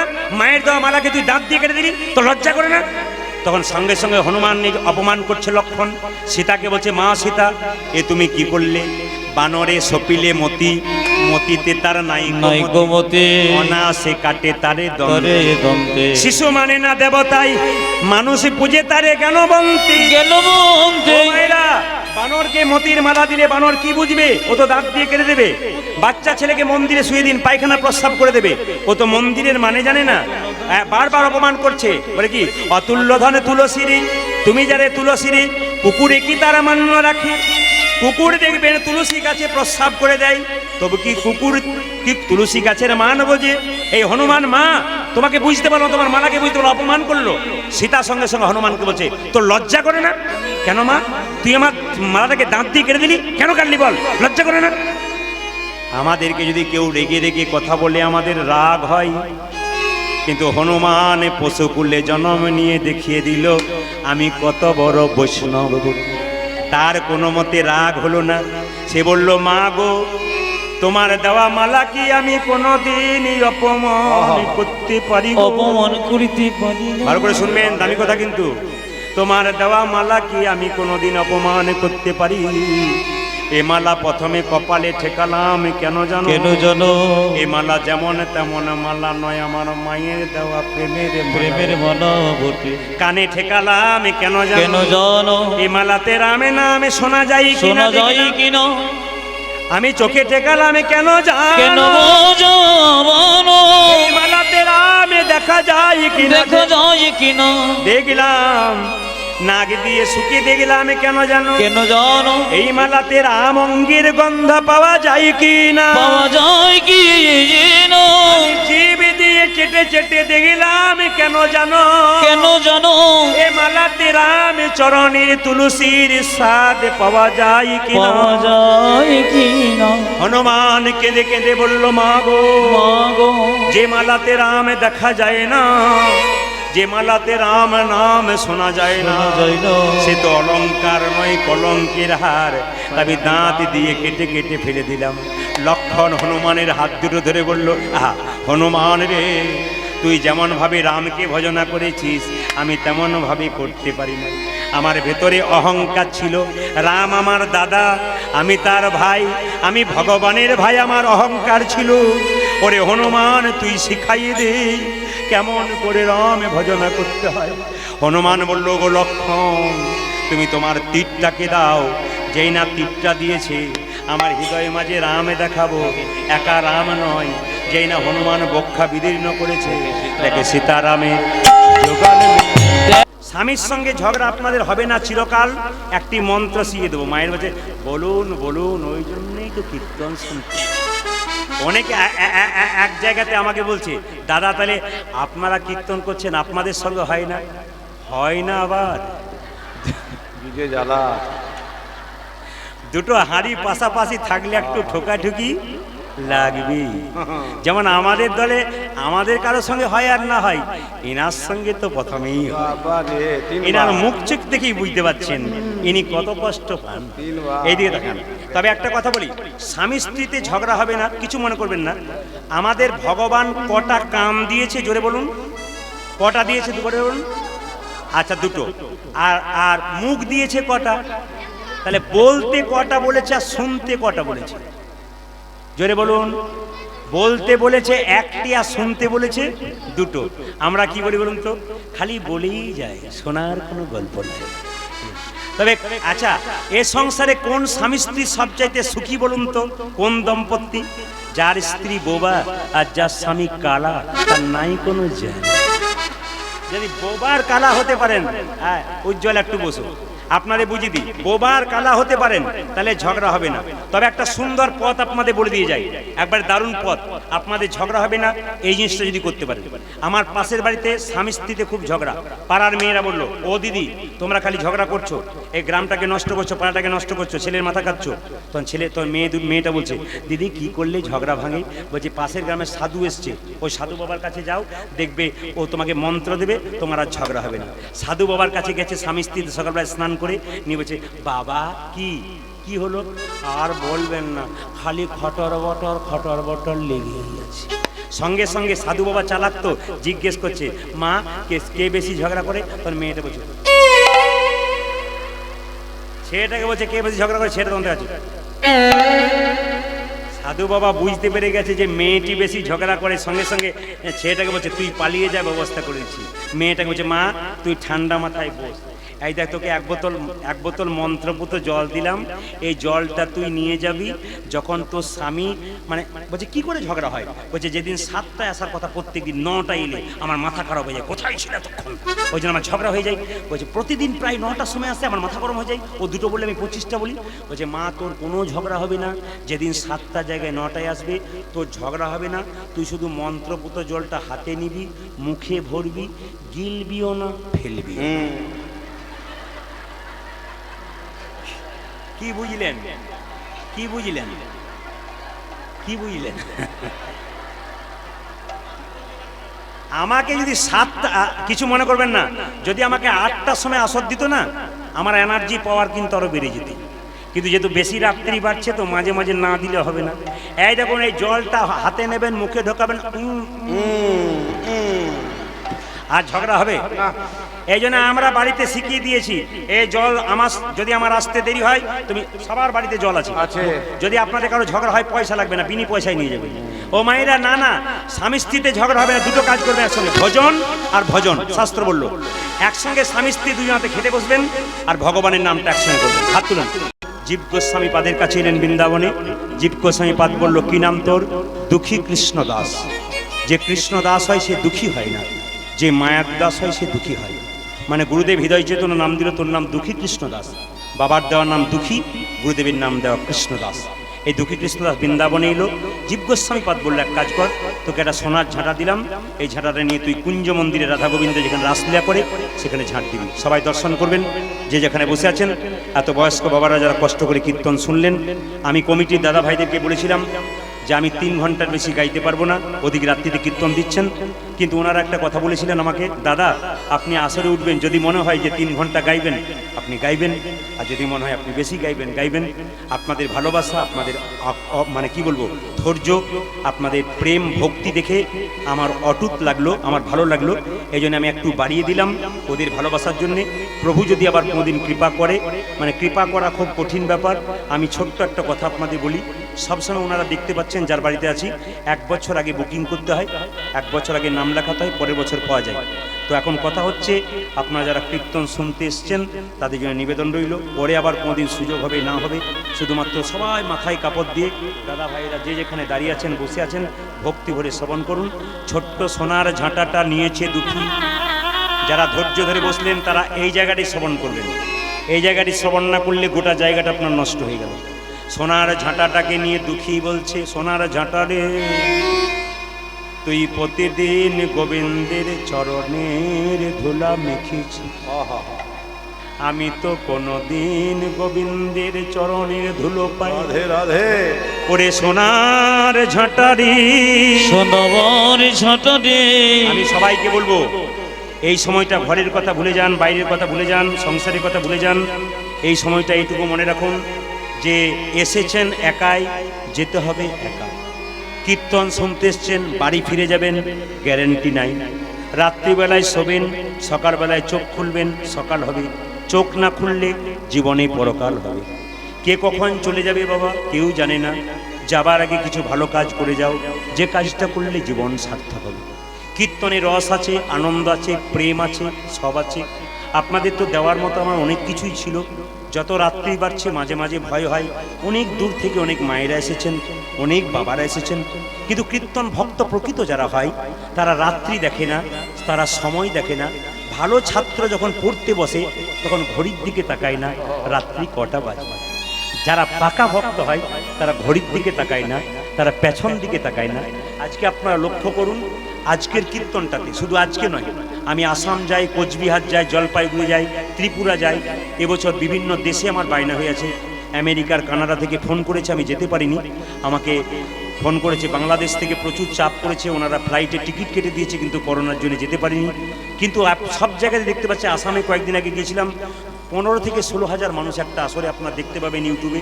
তো সব লোক বলছে কি এমন জাদু দিয়েছেন, লোক খালি কাতারে কাতারে ছুটছে। ওনারা সময়ে কীর্তন দিয়েছিলেন। আপনারা যারা বাবারা, বয়স্ক বাবারা আছে, তাকিয়ে দেখুন এখানে যতগুলো ছেলে দাঁড়িয়ে আছে সব কিন্তু কম বয়সের ছেলে। এদের কিন্তু ক্রিকেট খেলার সময় কিংবা এদের ব্যবসা করার সময়, চাকরি করার সময়, কিন্তু তবু কিন্তু এরা কাঠের মতো দাঁড়িয়ে আছে। বাচ্চা ছেলেগুলোর দিকে লক্ষ্য করুন, এখানে এত সুন্দর বসে আছে। এর একটা মাত্র কারণ কি বলুন তো, ভেতরে ঢুকে গেছে। অনেকে প্রশ্ন করছেন, কিছুদিন আগে তো আমি মারা গিয়েছিলাম, আপনারা জানেন, আপনারা সবাই জানেন আমি স্বর্গে চলে গিয়েছিলাম। আবার আপনাদের আশীর্বাদে আমি ফিরে এসেছি। তবে বলি, কিছু অসভ্য ইতর ব্যক্তি আছে যারা কিন্তু আমার এই হরিনামটাকে নিয়ে মানে চেষ্টা করছে যাতে উনি মারা গেছেন তাহলে বন্ধ হয়ে যাক। এগুলো কারা করছে আপনাদের আন্দাজ নিশ্চয়ই হয়। ব্যবসা যদি কারো ভালো চলে, পাশের ব্যবসায়ীদের একটু কষ্ট হয়, এটা তো হয়, এটা নিয়ম সব জায়গাতে। তো আসুন, আমি কারো নাম করব না, ঈশ্বরের কাছে প্রার্থনা করব যারা এসব করে তাদের জন্য মঙ্গল হয়। বৈষ্ণব কোনোদিন অভিশাপ দেয় না, কিন্তু বহু বৈষ্ণব আমাকে বলেছে, বাবা প্রদীপ, তোমার জীবনে যে ঘটনাটা বলেছে ট্রাক অ্যাক্সিডেন্ট হয়েছে, ওদের জীবনে যেন সেই ঘটনাটা ঘটুক। বৈষ্ণবের ফল ফলবে কিনা আমি জানি না, কিন্তু একটা কথা বলতে চাই, আপনারা ওদের আশীর্বাদ করুন যেন মানুষ হতে পারে। পচা ফুলের গন্ধ বেরোয়, কিন্তু সুন্দর ফুলের সুগন্ধ বেরোয়। যারা এগুলো করে তারা তো পচা ফুল, ওদের তো দুর্গন্ধ বেরোচ্ছে। আর যারা ভালো মানুষ, ভালো ফুল, তাদের সুগন্ধ বেরোয়। ওই জন্য ভালো মানুষ যারা হয়, এত আসরে এত এত ভক্ত, কম বয়সের ছেলেরা আছে, কম বয়সের ভাইয়ের আছে, মায়ের আছে, তারা এত এত ভক্ত হতে পারলো কেন? এত কাঠের মতো বসে আছেন কেন? আজকে কিছু নেবার জন্য এসছেন। ছোট্ট দুঃখী কেঁদে কেঁদে বলছে, সোনার ঝাঁটারে আমায় আশীর্বাদ করি, যেন আমি রাধারানীর চরণ ধুলা মাথায় মাথাতে। এদিকে থাকুন। সোনার ঝাঁটাটাকে নিয়ে যেখানে কুঞ্জ মন্দিরে রাধা গোবিন্দ ঝাঁট দেয়, সেখানে ঝাঁট দিচ্ছে। সবাই মিলে দর্শন করুন। জয় রাধা শ্যামে জয়, জয় রাধা শ্যামে, মাথা গেছে, জয় রাধা শ্যামে জয়। সবাই রুল ধরে দেবেন, ঝাঁট দিচ্ছে। জয় গিরিধার। কৃষ্ণ যদি কৃপা করে কোনো ভাগ্যবানে, গুরু অন্তর্যামী রূপে শিখায় আপনি। সবাই লক্ষ্য করুন জায়গাটি। যখন ঝাঁট দিতে দিতে হঠাৎ দেখতে পেল কুঞ্জ মন্দিরে একটা সোনার নূপুর পড়ে আছে।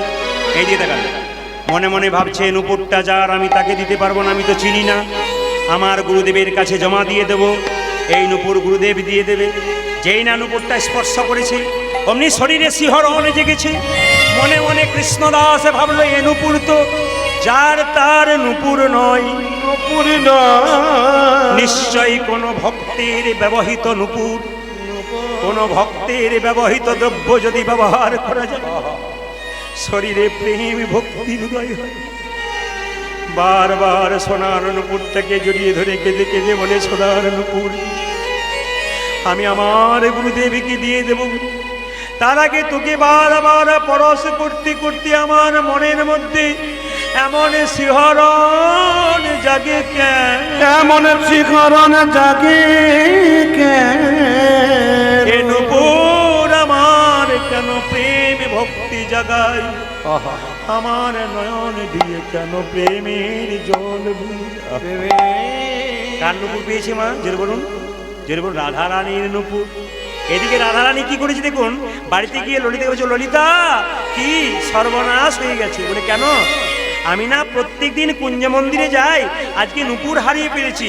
এই ললিতা, আজকে তুই নূপুরটা নিয়ে আয়। ললিতা বলছে, আমি যাব না, আমাকে তো চিনে ফেলবে।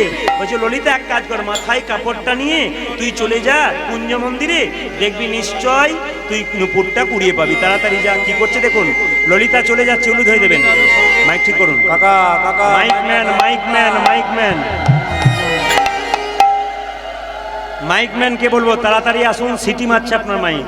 এদিকে থাকার মায়েরা একটু উলু ধরে দেবেন। দাঁড়ান দাঁড়ান, ললিতা যাচ্ছে কোথায়? কুঞ্জ মন্দিরে। কার কাছে? কৃষ্ণদাসের। এদিকে থাকার ললিতা মাথায় এরকম করে কাপড়টা নিয়েছে, কৃষ্ণদাসকে বলছে, কৃষ্ণদাস এইদিকে দিকে। ললিতার কণ্ঠস্বর শুনে কৃষ্ণদাস ভাবছে, নারী কণ্ঠস্বর কোথা থেকে এলো? বাবাজি, বাবাজি, বৃন্দাবনে ভাষা। के आमी आपको एक नूपुर मिला है? বৃন্দাবনের ভাষা। আপনি কি একটা নূপুর মানে তুমি কি একটা নূপুর পেয়েছো? সঙ্গে সঙ্গে কৃষ্ণদাস বলছে, নূপুর তো মিলা है। ললিতা বলছে, ও নূপুর মেরা है, मुझे दे दीजिए। সঙ্গে সঙ্গে কৃষ্ণদাস কত চালাক দেখুন, বলছে সঙ্গে সঙ্গে কৃষ্ণদাস ললিতার পায়ের দিকে তাকিয়েছে, দেখছে এক পায়ে নূপুর, এক পায়ে নাই। ললিতা বলছে, ও নূপুর মেরা है, मुझे दे दीजिए। যখন দেখেছে এক পায়ে নূপুর, এক পায়ে নাই, কৃষ্ণদাস বলছে, বৃন্দাবনে বাস করে তুমি মিথ্যা কথা বলছো। সঙ্গে সঙ্গে ললিতা ঘাগরা দিয়ে লুকিয়ে দিচ্ছে, যেন দেখতে না পায়, পাটা ঢাকা দিচ্ছে। কৃষ্ণদাস বলছে, ছুপালো ছুপালো, জিতনা ভি ছুকালো পাকার গাই হে তুম। যতই লুকাবার চেষ্টা করো তুমি ধরা পড়ে গেছো। বৃন্দাবনে লোকে আসে গোবিন্দ বাবার জন্য, আর তোমরা বৃন্দাবনে বাস করছো মিথ্যা কথা বলার জন্য। এই দিয়ে দেখান, মিথ্যা কথা বলার জন্য। বলছে, ও বাবাজি, ও নূপুর মেরা नहीं है, ও নূপুর মেরা सहेली के लिए है, আমার বান্ধবী নূপুর। সঙ্গে সঙ্গে কৃষ্ণদাস বলছে, ও নূপুর যার বটে তুমি তাকে পাঠিয়ে দাও। কত বড় ভক্ত দেখুন, ও নূপুর যার তুমি তাকে পাঠিয়ে দাও। ললিতা ছুটে গিয়ে বলছে, রাধে কি সর্বনাশ হয়ে গেছে। বলে কি? গোড়াতেই গলদ, আমি বুঝতে পারি নাই। আমার দু পায়ে নূপুর ছিল, আমার পায়ের দিকে তাকালো, বলে তোমার দুটো পায়ে নূপুর, তোমার নূপুর কোথা থেকে এলো? আমি বললাম আমার বান্ধবী নূপুর। বলছে, যার নূপুর তাকে পাঠিয়ে দাও, এখন তোকে যেতে হবে। রাধানী বলছে, আমি যাবো কি করে? বলছে, তুই না গেলে নূপুর পাবি না। সঙ্গে সঙ্গে বলছে, তাহলে কি করে যাব? বলছে, আমি যেমন করে চললাম তুইও চল, আমি আগে আগে যাব, তুই পেছন পেছন চল। লক্ষ্য করুন, আগে যাচ্ছে ললিতা, পেছনে এসে রাধারানী কি যার তার ডাক নয়। রাধারানী বলল, বাবাজি। কৃষ্ণদাস কেঁপে উঠল, অনেক নারী কণ্ঠস্বর শুনেছি। এদিকে এদিকে, এমন নারী কণ্ঠস্বর কোনদিন শুনি নাই। আমার মন প্রাণ জীবন যৌবন যেন তার চরণে সঁপে দি, যেন সপে দিন। এত সুন্দর নারী কোন কে তুমি? এইদিকে দেখা, রাধানী মাথায় কাপড়টা নিয়েছে। बाबाजी की आपको एक नूपुर मिला है? हकीकत नूपुर तो मिला है। राधा ने बोलो नूपुर मेरा है, मुझे दे दीजिए। संगे संगे कृष्णदास बोले नूपुरটা তোমাকে দিতাম কিন্তু দেবো না। বলে কেন? যার সঙ্গে এসছো সে এসেছিল মিথ্যে কথা বলেছে, ওই জন্য তোমাকে দেবো না। তখন কৃষ্ণদাসকে রাধারানী বলছে, ও নূপুরটা যে আমার নয়, তুমি প্রমাণ দেখাতে পারবে? বলছে, হ্যাঁ প্রমাণ দেখাতে পারবো। বলে কি করে তুমি প্রমাণ দেখাবে? তোমার এই নূপুর বটে। রাধারানীর সঙ্গে সঙ্গে বলল, আমার হাত পায়ের নূপুর তোমার হাতের নূপুর মিলিয়ে দেখো, যদি মিলে যায় তবে নূপুর দিয়ে দেবে। কৃষ্ণদাস মনে মনে ভাবলো, এটা একটা কথা বটে, আমার হাতের নূপুর তোমার পায়ের নূপুর যদি মিলে যায় তবে নূপুর। না না না না না না, আমি অত বোকা নই। এ নূপুর যদি কেউ শুয়েছিল তুমি খুলে নিয়ে চলে এসেছো। যে জায়গায় আমি ঝাঁট দিচ্ছিলাম, যার পায়ের নূপুর, সেই জায়গাটাতে ঝাঁট দি নাই। তোমার চরণ তল আর ওই চরণ তল মিলাইয়ে দেখব, যদি মিলে যায় তবে তোমাকে নূপুর দি। কত ভালো জিনিস দেখুন, কত ভালো জিনিস দেখুন, যারা আস্বাদন করছেন দেখুন। ওই চরণ তল তোমার চরণ তলে মিলে গেলে মিলে গেলে তোমাকে নূপুর দিয়ে দিই। নপুর দিয়ে দে। এদিকে তাকান মায়েরা, ললিতা বলছে রায় তাড়াতাড়ি চরণ তলটা দেখা।